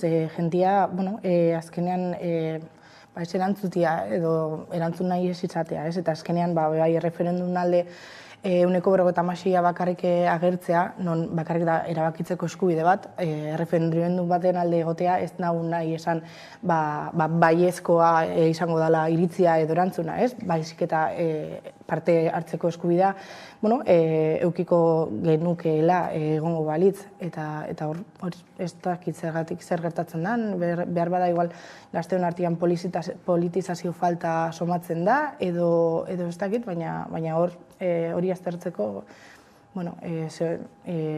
aztertu beharko litzateke ez. Baina urterik urtera egia da jende gehiagori egin diotela galdeketa bera, aurten aurrekoan baino pertsona gehiagorekin harremetan jartzeko aukera izan dute, zuri ere harritu egin zaitu datu honek? Ez, nau bat ere harritu desango dizu zergatik. Batetik, halako inkestatan erantzuna lantzen da galderetan, hori hasteko, ez da? Orduan, ze galdera egiten duzun da nola egiten duzun, erantzunak ere oso baldintzatuta daude azken finean. Eta bestetik, bigarren baldintzatze bat dago inkestaren beraren aurkezpenean. Orduan, zuk zer nahi duzun azpimarratu, hori da gelditzen den ideia, ez da?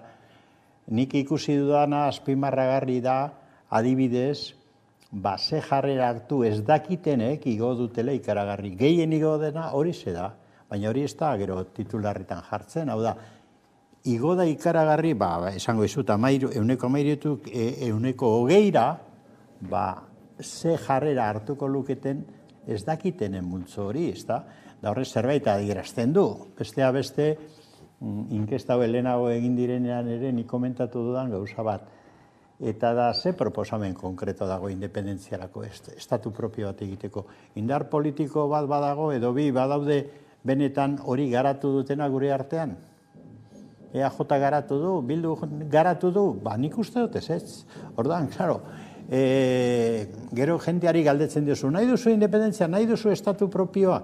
Bide batez esan da, kuriosoa da, estatu propioa bai ateratzen da nagusi eta independentzia ez. Orduan, norbaitek esplikatu beharko digu hori, ez da? Hau da, jendeak aukera bat egin desan proposamen zehaz bat behar du.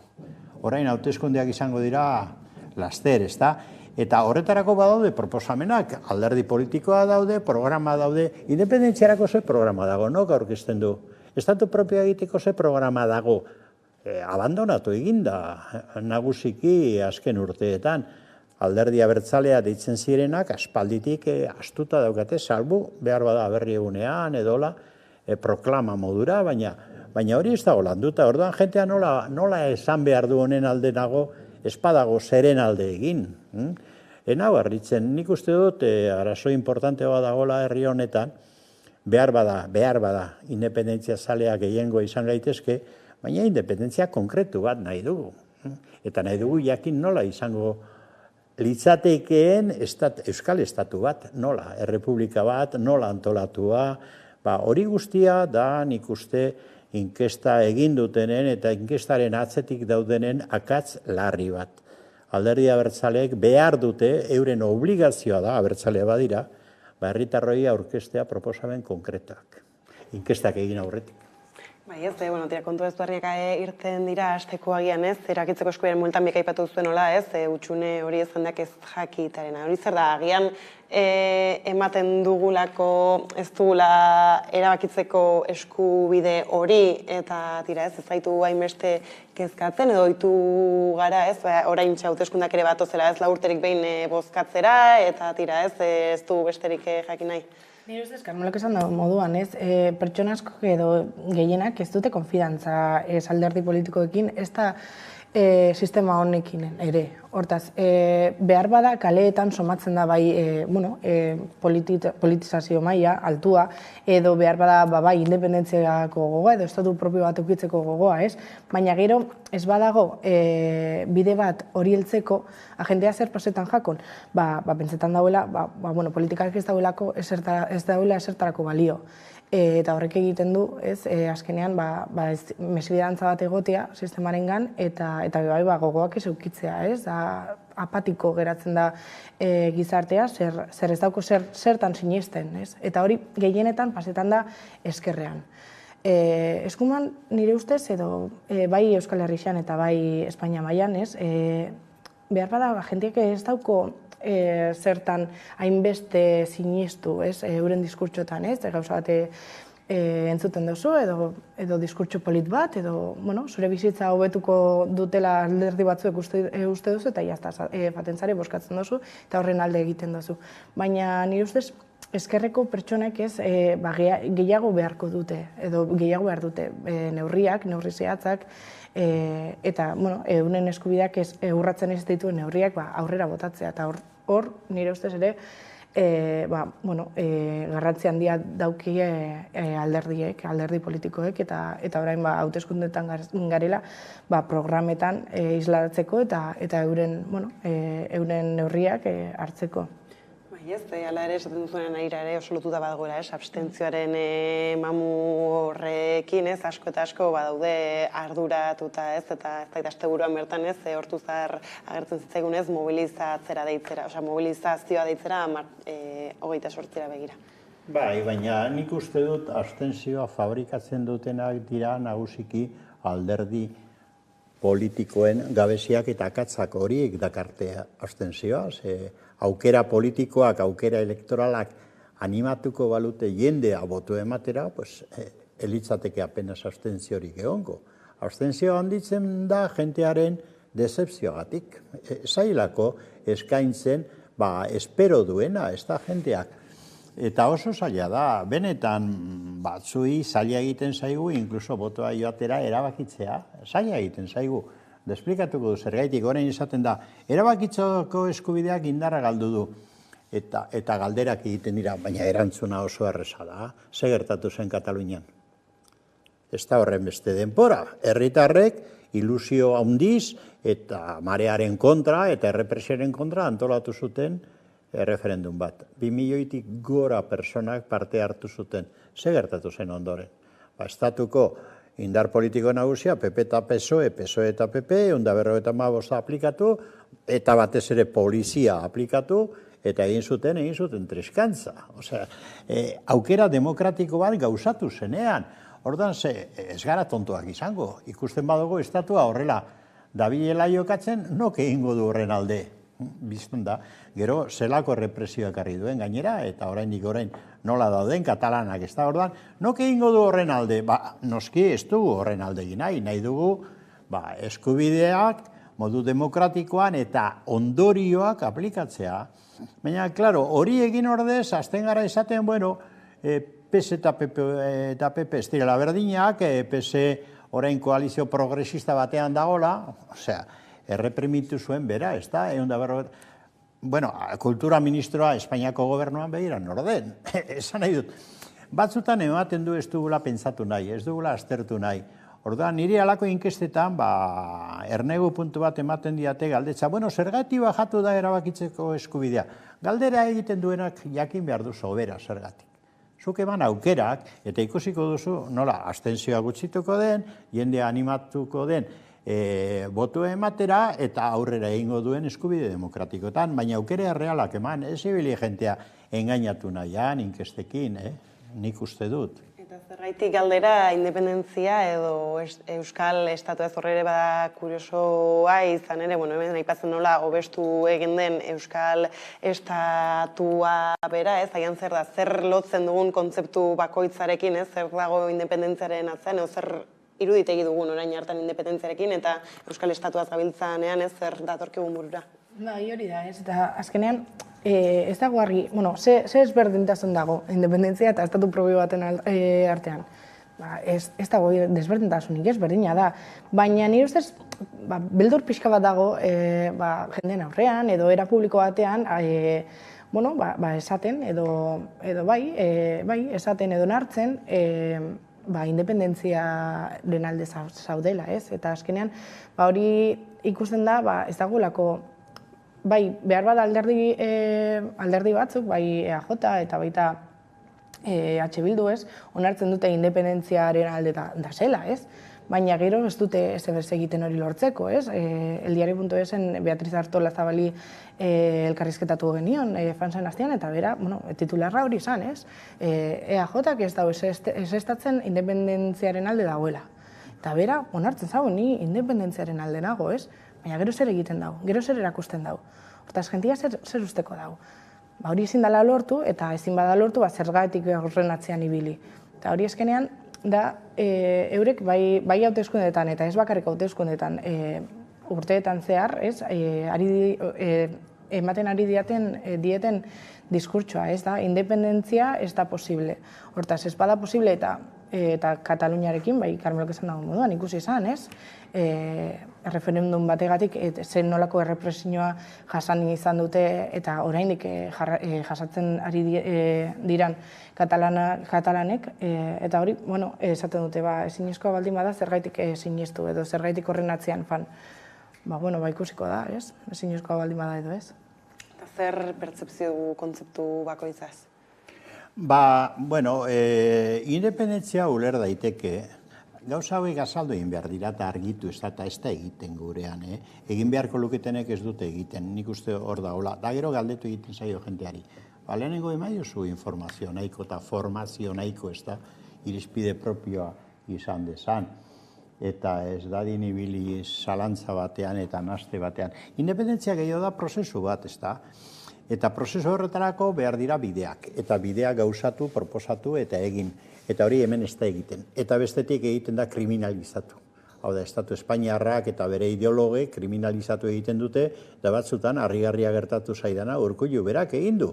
Esan ez dela posible, 19. mendekoa dala, eta gauza nahiko harrigarriak. Orduan, hori batetik, bestetik Euskal Estatua, ez da?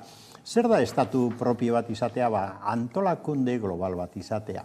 Politikarako, instituzionalki, kulturarako, eta noski, jenteak hori ikusten badu zehatzago antolakunde propio bezala, logikoa ere bada hori nahi izatea. Euskal Estatuak bestea beste salbatuko lizkiguke hainbat arazo larri dauzkagunak, hizkuntzarena, euskararena. Guk euskara ezingo dugu edatu nahita ere, gehiengoa nahita ere, hala uste dudala, baina ezingo dugu edatu ez badaukagu estatu propiorik. Zeren orain ematen dugun pausu txiki baterako hor daude beste estatuko, Frantzia edo Espainiako agintariak, epaileak, poliziak, danak hori mosten. Estatu propioa bagenu, jenteak badu kontzientzia, hori salbatuko genukela. Seguruen, jentearen, gehiengoaren, borondatearen arabera antolatuko litzake benetan euskal kultura eta euskal politika, hizkuntza politika, eta dana, eta salbatuko genuke, seguru, jenteak nahi duelako, ez da, oran percepzio hori.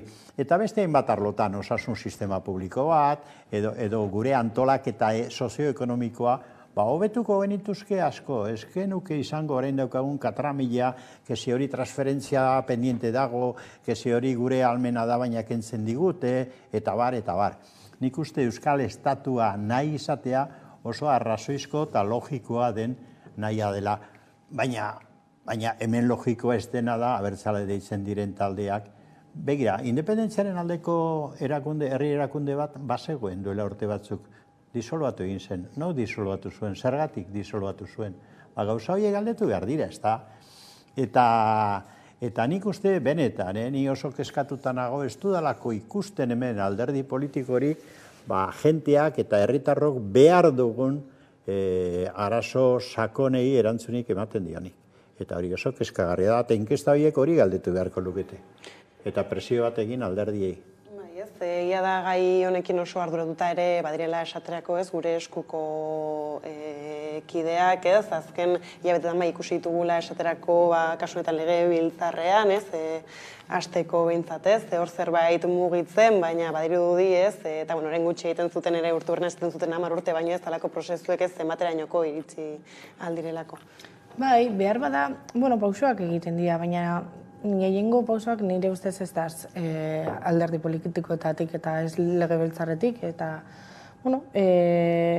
behar bada bai kaleetan somatzen da ez edo herri mugimendutatik, baina azkenean asko falta da hau egiazko neurriak bihurtzeko, eta horregatik nire ustez hori pasetan da ez dagoelako intentzio bat edo ez dalako prioritate bat orain edo gaur egun Euskal Herriko alderdietatik ez dator. Azkenean hemen hauteskunde garaian gaz eta hauteskundeak irabazteko badirudi olako diskurtsoak edo independentzia edo estatu propio baten diskurtsoaren aldeko hitzak behar bada boto batzuk irabazten dituzte, baina bai hainbat sektorek aldentzen dira ez, eta horrek ez zaie merezi. Orain EAJak esaten baldin badau, estatu propio bat lortu nahi dagoela, eta hori argi adierazten baldin badau, azkenean gehiengoen botoa behar bada igual ez dute irabaziko. Eta horren beldur, nire ustez dira, ez? Azkenean era moderatu bat edo gestore on moduan agertzen badia, behar bada gehiago lortuko dute edo behintzat nire ustez hori da gertatzen dana. Halako neurri zehatzak ez die merezi. Nik ipiniko nituzke bi adibide nahiko egunotakoak, nahiko argigarria direnak, ez da begira. Datorren igandean da herri urratz. Herri urratz, zenperen urtero egiten da, salbu pandemia urteetan, da horren berriro antolatu da, datorren iganderako ez da. Badira nire inguruan asko eta asko nahi dutenak joan. Eta logikaz eskatzen dute Bilbon bertan, autobusak, zergatik ez dira antolatzen autobusak. Nok egin beharko luke hori? Alderdiak hain euskararen alde eta hain euskal hezkuntzaren alde baleude, litzateke txarto izango ez da antolatzea edo euskararen aldeko mugimenduek. Gaur da eguna nik ez dakidala Bilbon autobusik egongo den, herri urratzera segin behar dugu, bakoitza geure kotxetan joan. Edo joateari utzi, nik uste adibide nahiko argia dela. Bigarrena, Turra. Turra Bilbon hasten da, hasiko da, uztailaren hasieran. Eta badago, zorionez, mugimendu bat, da uste dut gure esku dago hortartean ere badela, mugimendu bat, ikurriñak ataratzeko, da agertzeko Euskal Herri osoan, baturra Euskal Herritik pasatzen ari dela. Bueno, oso positibo eritzen zait. Halako aukera baldin badaude zergatik ez dira bultzatzen beste alderdietatik eta herri erakundeetatik zergatik ez dira bultzatzen, ez da? Zergatik gertatzen da abandonismo hau. Eta era berean, orain hauteskundeak udal eta foru hauteskundea dira, gaitzerdi, eskerrak, hurbileko erakundea dira, eta behar bada horrek animatuko gaitu, nire bintzat bai nago animatuta, botu ematera, ez da? Baina gauza bat esan behar dut, zinez, azken aldian alderdi abertzaleek Madrileko gobernu bati eman dioten laguntzak askoz gehiago egin du estatua finkatzearen alde eta independentziaren kontra Madrileko alderdi baino. Hori hola da, eta hori aztertu egin behar da. Zuk erabaki taktiko batzuk hartuz eta helburu taktiko batzuk lortzeko dela etxe bizitzan, dela bai da bai, bakarri bai da bai, legean da bar, botu ematen diezu, eusten diozu koalizioari, horre ze prezio dauka. Horre ze ondorio dauka.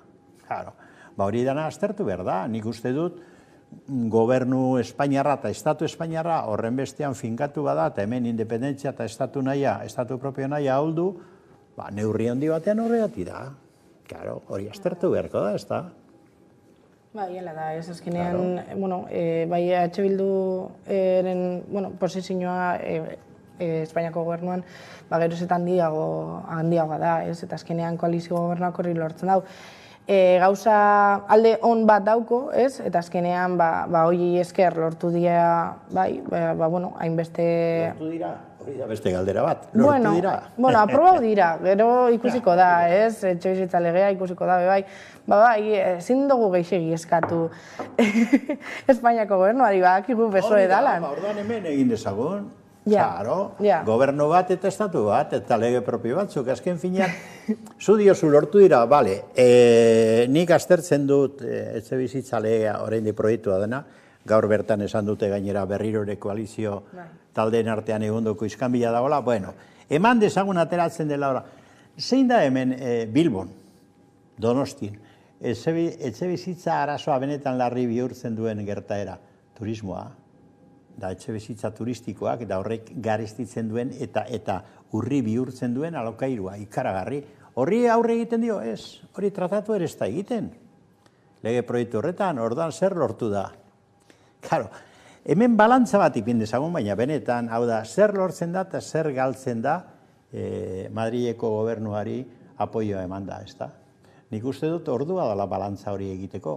Eta espero dut, urte amaitu horretik nola hauteskunde orokorrak egingo diren, horretaz hitz egingo dugula serio. Eta ikusiko dugu, zerk egin duen gehiago Euskal Herria garatzearen alde eta independentziaren alde, eta zek egiten dion kaltea handiagoa. Claro, PSOE eta PP esaten da, diferentea dira, biak ondo elkartu ziren Katalunian prozesua ondoratzeko. Orduan, azter ditzagun gauza konkretuan, ez da? Eta mozal legean, eta... Hori da. Orduan, azter ditzagun gauza benetan. Da orain PSOE zeioko egiten du. Nik uste du Podemos ikusi du oso radikal, da nahi du ordezkatu, somarrekin, hitz egin dezagun argi. Gauzakola dira, orduan non sartzen ari gara, non sartu nahi gaituzte. Nik uste dut azterketa hori egin behar dela. Orain municipala dira, bale. Bakoitza bere herrian, bere hirian, ikus desala hurbileko aukera, eta nik animatzen du jentea hor botu ematera, ados. Baina kontuz, ikusiko dugu, hilabete batzutara, hauteskunde orokorretan, PP, Vox, PSOE, ze egin behar dugun guk hemen. Iritsiko da, gainera justu inkestan ere galdetu da, erkidegoen erabakitzeko ahalmenaz eta horrere agertzen ziren, izan Frantziaren menpeko lurraldeetan eta Espainiakoaren menpekoetan iritzi ezberdinak ala ere egia da hegoaldean behintzat bai askok hobesten dutela, eta etxebizitza legaz eta abarrez ez zaitu gela eskumenen aldaketa hauek ematen direnak eta ematen jarraitzen dutenak eta tira erkidegoetan bertan erabaki alizatea. Hori izango litzateke hoberena, baina orain esan dugu moduan, ez dago estrategia politikorik hori lortzeko, ez? Eta azkenean, ikusten baldin bada, Madrilerantz begira ari diela hemengo politikariek ikusiko dugu zelan lortu, ez? Gure independentzia holan lortu barik, ez?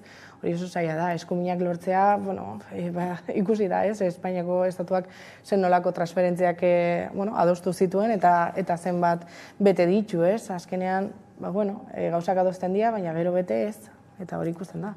Gero bestaldetik, ez, hartu duten bestelako gaia, ez, edo garrantzia eman gura izan diotena, izan dela osasun gintzarena, ez, askotan hitz egin dugu gai honen bueltan, egia da, dira ez, aipatu bezala, frantses estatuko kudeaketak eta Espainiarenak Espainiaren barruko erkidegoenak ez direla berdinak, baina tira ez, agian harritzeko moduko zantzurik bada. Harritu, ez, kasu honetan ez naiz harritu begira, eta esango dizu zergatik. Gau, ze gertatu da hemen, osasun sistemak, bere osotasunean, egundoko froga larria izan duela pasan urtetan pandemiarekin. Eta orduan herritarrok oso gainean egon gara, da ikusi dugu zer egin den ondo, zer ez den ondo egin, eta zei joerak gelditu diren pandemiaren ondoren. Eta hor ikusi izan dugu eta pairatu izan dugu osasun sistema publikoa geure eremutan, hemen EAN adibidez, Bizkaian bertan, oso kinka larrian aurkitzen dela eta norabidea ez dela ona.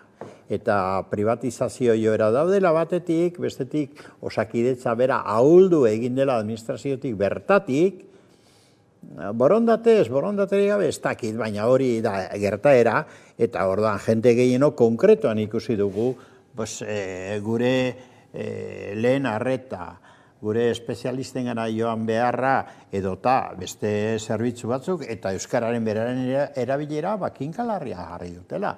Hau da, Osakidetza degradatzen ari direla Jaurlaritzatik bertatik, hau ere hitz egin dezagun argi.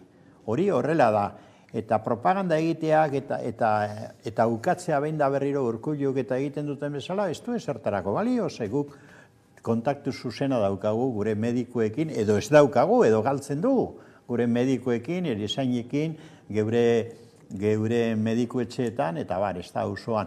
Ordan hori, hain kontaktu hurbila eduki dugu, ze konturatu egin gara, eta ordan jenteak noski, egin du balantze oso kritikoa, oso kritikoa, eta kritikoena gainera EAN, hau da Bizkaia, Gipuzkoa eta Araban.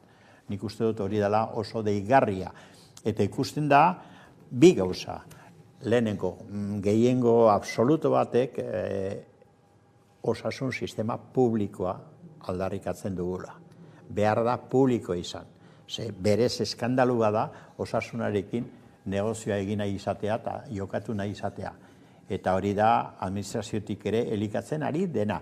Hori batetik eta bestetik, Osakidetzak sistema publiko hori izan dadin egokia funtsesko aldaketak behar ditura, aldaketa sakona behar ditu. Eta bitarteko asko handiagoak eta ez disimuloak. Ze orain, klaro, esaten da, lasai egongo da ope bat orain, uda partean, udazkenera arte, eta horrekin emanei da itxura, mediko gehiago eta erizen gehiago sartuko dira, ez da egia, ez dira gehiago. Egingo denen nagusiki da, hor dauderen egoera administratiboa aldatu, kasurik onenean, baina ez dira mediko gehiago egongo, eta ez da hobetuko horrekin osasun sistema, ez da hobetuko, eta hor aldaketa asko sakonago izan behar da. Eta gainera beste gauza bat nabarmendu da, gezurra esaten ibili direla agintariak, lehendakaria bera, behin da berriro esanez, hemen mediko krisia dago, mediko falta dago, personal falta ez, 109.000 hautagai aurkeztu dira. Non dago mediku falta? Dagoena da, hor plantilla ondo antolatu eta bitarteko falta medikuei eta erizainei eta langilei kontratu egokiak eta iraunkorrak egiteko. Ordan ja nahikoa da, gezur gehiagorik ez du entzun nahi Jaurlaritzaren aldetik, eta nahi duguna, eta seguruen beharko duguna da gobernu aldatu. Baina hori momentuz aukeran ez dagoen zerbait da, baina nik benetan uste dut, ja hemengo Jaurlaritza azken aldian eduki duten kolore eta jarrera eta jokabidearekin merezi dutela bazterreratu eta beste gobernu batzu jarri. Nik hola uste dut.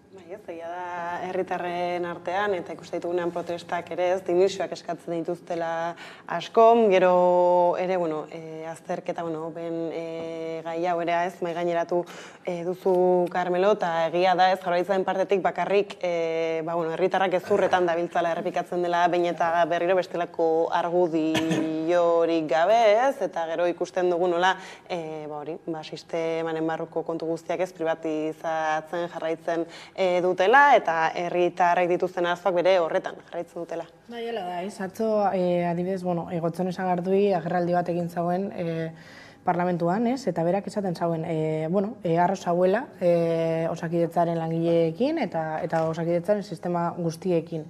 Baina bai onartzen zauen, eta nire ustez da lehen aldia hori onartzen zauela, hobetu aldala sistema guztiak, eta bai, bereziki, aipatu zauen, adibidez adikzioi buruzko zerbitzuak eta trastorno alimentizio eta laokoak, ez?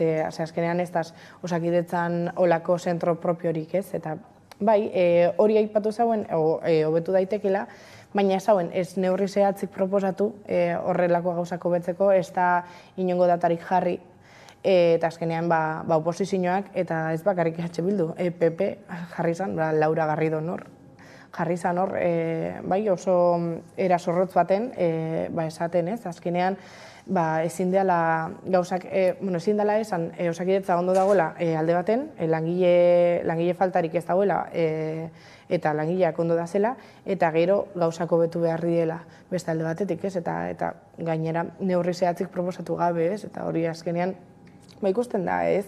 Bai eurak dakite, euren diskurtsoa ezin dela mantendu, ze somatzen da, ez da zela, langileak da zela, baina ez da zela kondizio honetan. Eta horregatik badaz hainbat mediku erizain eta beste langile batzuk, adibidez, ezin dutela orain udako oporrak hartu. Eta eurek ari dira pentsatzen, behar bada ezin diela nahi dutenean oporretara fan, ez da zelako inor beratzean bere lana egiteke ez, ze oposizioak egin bai, baina gero ez badira ataratzen eta ez badira zuzentzen azterketak eta prozesu guztia ez bada maitzen, azkenean ez da langilerik.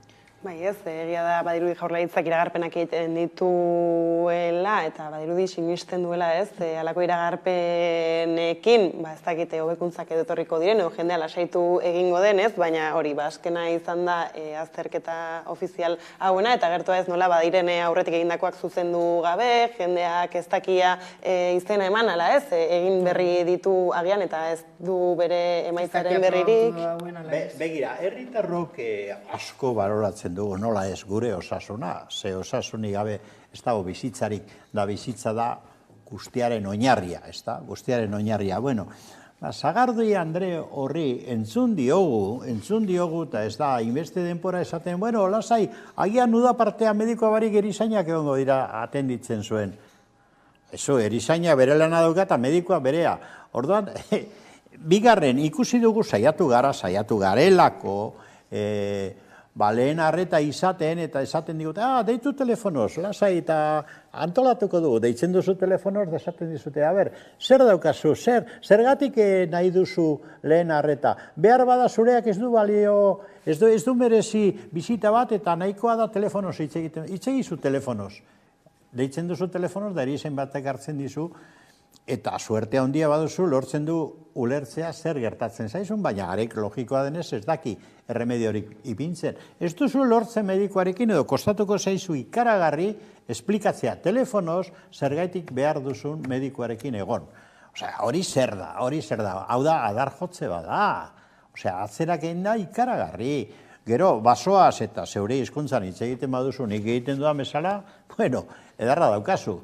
Greba bat egin beharko duzu, medikuen greba bat, horre daukan guztiarekin egin behar izan dugun bezala, gure osoan, lortzeko mediku bat bidal dezaten, eta mediku horrek egunean astean bi egun edo izango ditu ordu konkretu batzutan, eta bitartean gaizotzen bazara, bidaltzen zaituzte deustura, niri gertatu zaidan bezala. Ordan, eskarela tontoak, nahikoa da, jenteari adar jotzearekin.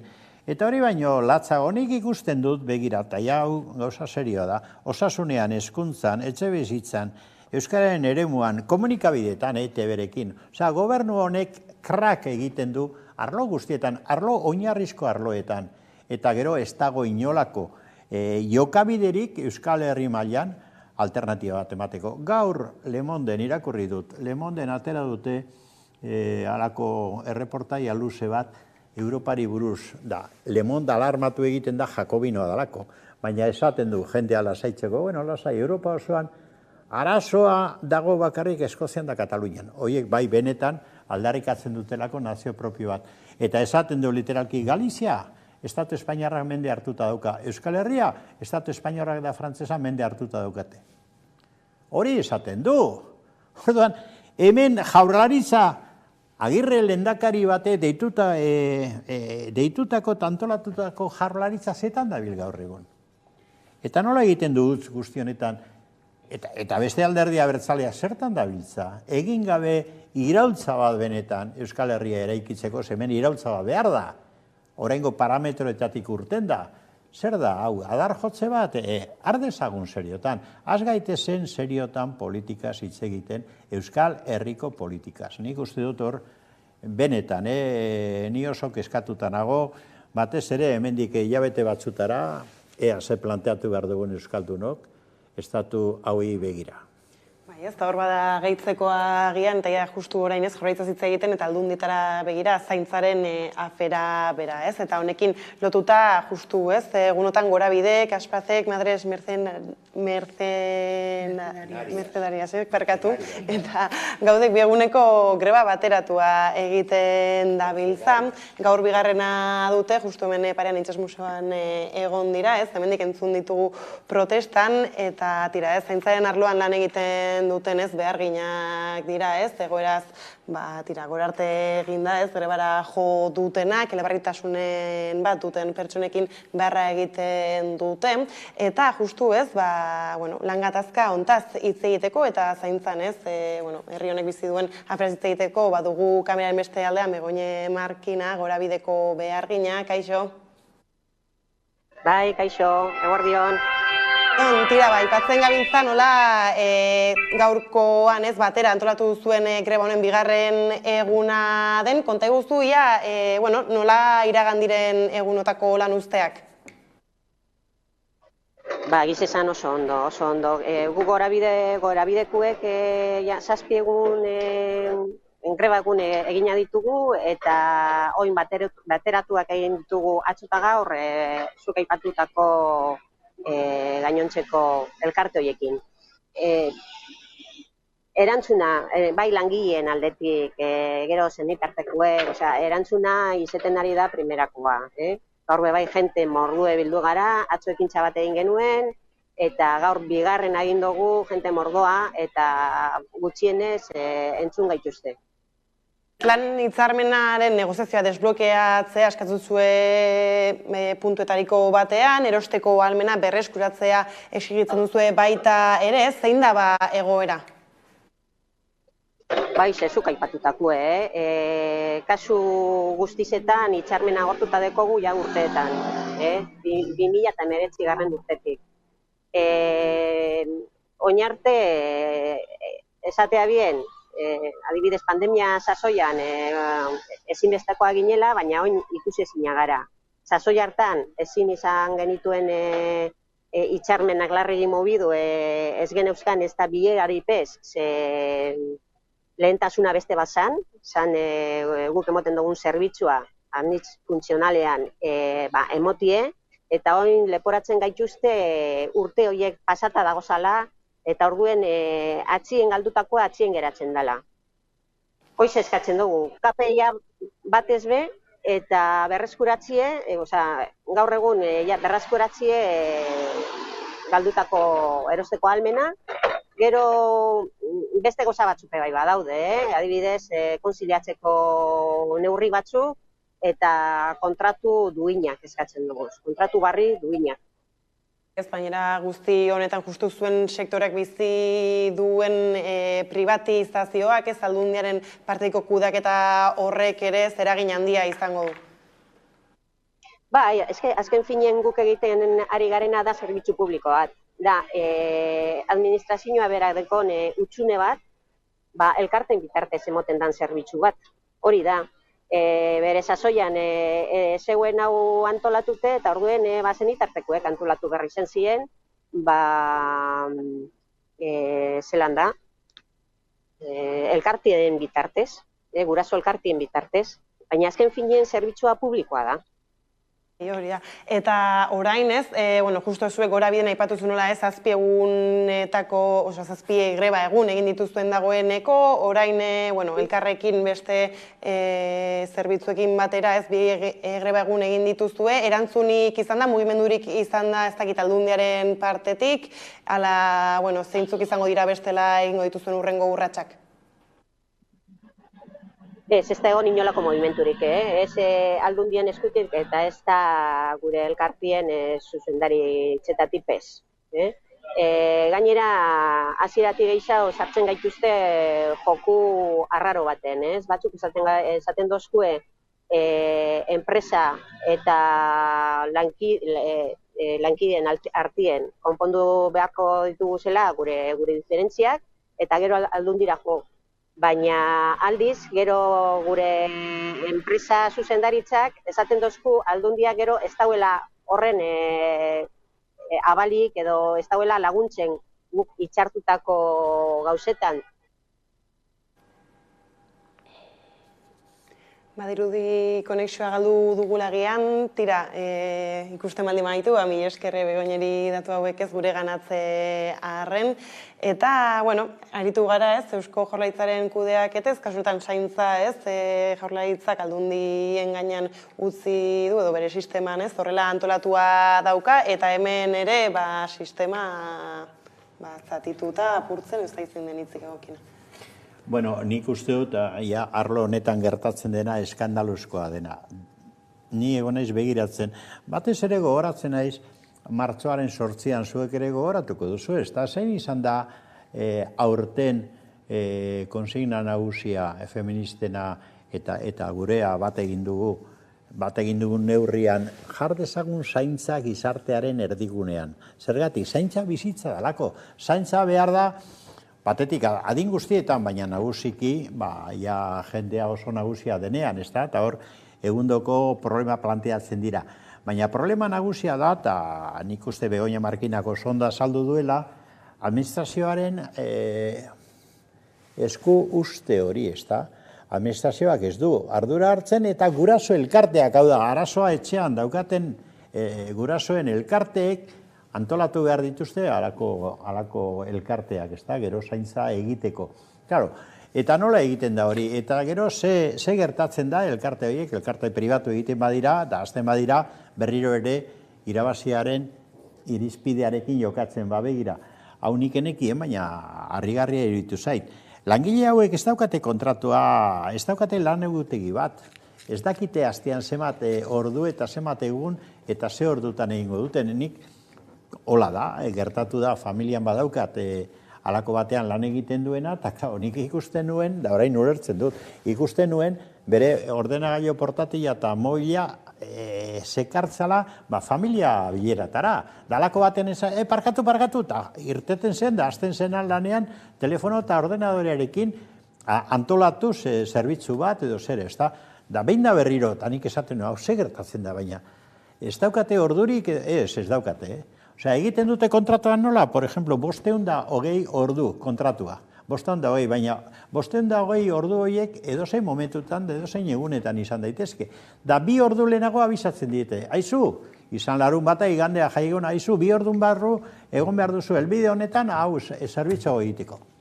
Baina hori zer da, hori ez da bizitzea, hori ez da kontratu laboral bat, hori da esklabutza modu bat.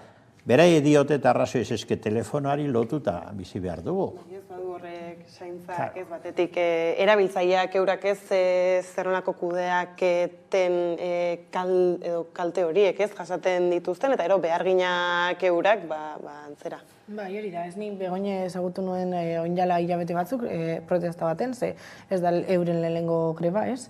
Eta bera kontau zoztan, ez? Azkenean gora bidek 57 zentro ditu eta 5.000 erabiltzaile gutxi gora bera, 5.000 pertsona atenditzeko. Eta bakarrik 600 langile daz. Langile horietak, gora bide hasitzan, orain dela 60 urte, bai familien elkarte modun, baina gaur egun enpresa pribatuak dira, eta gainera, diru publikoaren hornitzen diezen enpresa pribatu Holanda. Eta, enpresa horiek esaten dute ez daukiela finantziaziorik euren soldatak igotzeko. Eta horregatik, ez dakitzen 2019-tik edo 2018-tik ez daukie soldatak berriztuta. Orduan, kristoneko dirutza ari die galtzen, ez dakit esaten zuten 300 euro hilabetean, batazbestekoa hori da, ez? Eta azkenean, ikusten da, ez? Alde batetik ezenan erabiltzaileak euren eskubidea galtzen dute, ez? Ondo zaintzeko eskubidea, eta baita langileak ere bestaldetik, ez? Eta azkenean, ni ez dakit zergatik elkarte pribatuak edo enpresa pribatuak halako zerbitzuak egin behar dituzten, naiz eta diru publikoa jaso, ez, pribatuak dira, eta hortaz, euren ekonomia lehendu edo lehentsi behar dute, bai langilea eta bai erabiltzailearen bizitzaren aurretik jarriko dute, ez, eta azkenean hori ez da bidezkoa. Hauetan, nik uste aztertu behar dugula nola funtzionatzen duen sakoneko mekanismoak hemen. Ez da, zuk esan duzulen, eski hau, foru aldundien esku gelditzen den arlo bada. Ez da, zaintzarena eta zera. Claro. Baina ze gertatzen da, kapitalismo fase benetan harrapakari honetan, aplikatzen dute mekanismo gero eta gehiago erakunde publikoetan mekanismo kurioso bat, kurioso zer esategatik, eta da subrogazioa. Hau da, bai, nire ardura da, nire arloa da, baina ni subrogatu egiten dut ardura hori, eta orduan enpresa batzutan usten dut. Enpresa horiek, ez dakiz zergatik, baina hori aztertuta dago ere, maiz dira instituzio horre daukan kolore politiko bereko personen esku dauden enpresak. Eta zer ziurtatzen dute? Ziurtatzen dute zaintza edo ziurtatzen dute irabazia. Lehenengo kontua. Noski, pribatua direnez, ondo esan duzunez, pribatu bihurtu direnez, batez ere begiratzen dute irabazia. Irabazia dator diru publikotik, eta batzutan baita ere bezeroi kobratzen zaien dirutik, toki bietatik. Honek oso egoera erosoan usten du foru aldundia zeren erreklamazio dago, esan hori enpresak dara mate, beraiekin konpondu behar da, gu ezin gara sartu, ze hori enpresa surrogatua dira eta horiek, aizu, eta ezin zaie baldintza konkreturik ipini, enpresa surrogatu horiek zerbitzua egin dezaten. Ez, baina, hori gu liberalista gara, hau da, neoliberalismoaren aldekoak. Enpresak albadu bete hori, zerbitzua eta ondo, bete dezala bera, gu ez gara sartzen. Hor dago hipokresia ikaragarri bat, eta negozio iturri ikaragarri bat. Hirugarren kontua, ez da horrekin lotuta, da zergaitik ez da planifikatzen zaintza. Hau da, zaintza gizarte osoak egin behar duen zerbait da, eta planifikatu egin behar du norbaitek, ez da, erakunde publikoek nagusiki. Orduan, entzuten ari bagara, behin da berriro adinoko jentearen artean, por ejemplo, gehiengo handi batek nahiago duela zaintza etxe propioan izan, eta ez kanpoan, ez zentrotan, ez kanpoko enpresen bitartez, zergaitik hori ez da planifikatzen? Claro, az gaitezen hortik, ze baldintzatan lor daiteke zaintza kasu gehienetan etxeetan egotea, etxe propioan edo etxe kolektiboetan, kooperatibatan, halako zerak ere badaude, zergaitik ez da hori egiten, zergaitik ez dugu zaintza sistema aldatzen, eta zaintza generoa aldatzen. Claro, zergaitik ez gara hortik hasten. Zia bintzat jaurlaritzarekin gertatzen ez den bezala oraingo honetan esaterako ez aukerak saldu albeharko lirateke ez foru aldunetan hauteskundeak badatoz zelako alandabe egia da ez agian Gipuzkoa makarrik ari da zaintzaren inguruan hitz egiten, beste lurraldetan ez Bizkaian agian enpresetaz hitz egiten da eta hor egia da ez azkenan lurralde bakoitzan ere kudaketa naiz ta norabide antzerakoa izan ezberdina ere baden. Bai, Bizkaian negozio bila bat dago zaintzaren artean, ez? Azkenean, enpresa asko daude eta enpresa horiek, erabiltzaile asko euren menpe daude, ez? Eta azkenean oso zaila da hor eskoa sartzea. Eta hor foru aldundiak badaki, ez? Errementeria askotan azaldu da, ez? Enpresa horien alde, eta hemen Bizkaiko erresidentziak dituzten supuestamente ez euren garrantzia askotan aipatu dute, ez? Hemen zerbitzu pribatu eta individual bat ematen dela, eta gero egia esan da, kristoneko instalazioak bat dituzte, ez? Baina azkenean tratua nolakoa da, ikusi izan dugu, ez? Hor aparkautadaz pertsona nagusiak, ez? Edozein modutan, eta langileak esplotauta, ez dakitzen bat denbora daukielako euren zaintza egiteko, ez? Eta azkenean, eurak fabrika baten moduan daz, ez? Bakoitzak, pieza bat moduan baldin, pizza bat modukoa baldin bada, ez? Ez dakita 15-20 minutu daukie euren garbiketa egiteko, edo janaria emateko, eta azkenean ez daukie denporarik badana era egoki baten egiteko, ez? Eta azkenean ikusten da, pertsonen duintasuna galtzen dau, alde batetik, eta langileak euren eskubideak galtzen dira. Ziurrenik helduko diogu gai hauei berriz ere, izan ere askorako ematen dute, eta asko dago oraindik ez, gai hauen bueltan hitz egiteko, mila esker, biei gaur gurekin izatearren, eta jarraian eguneko albistekin bueltatuko gara.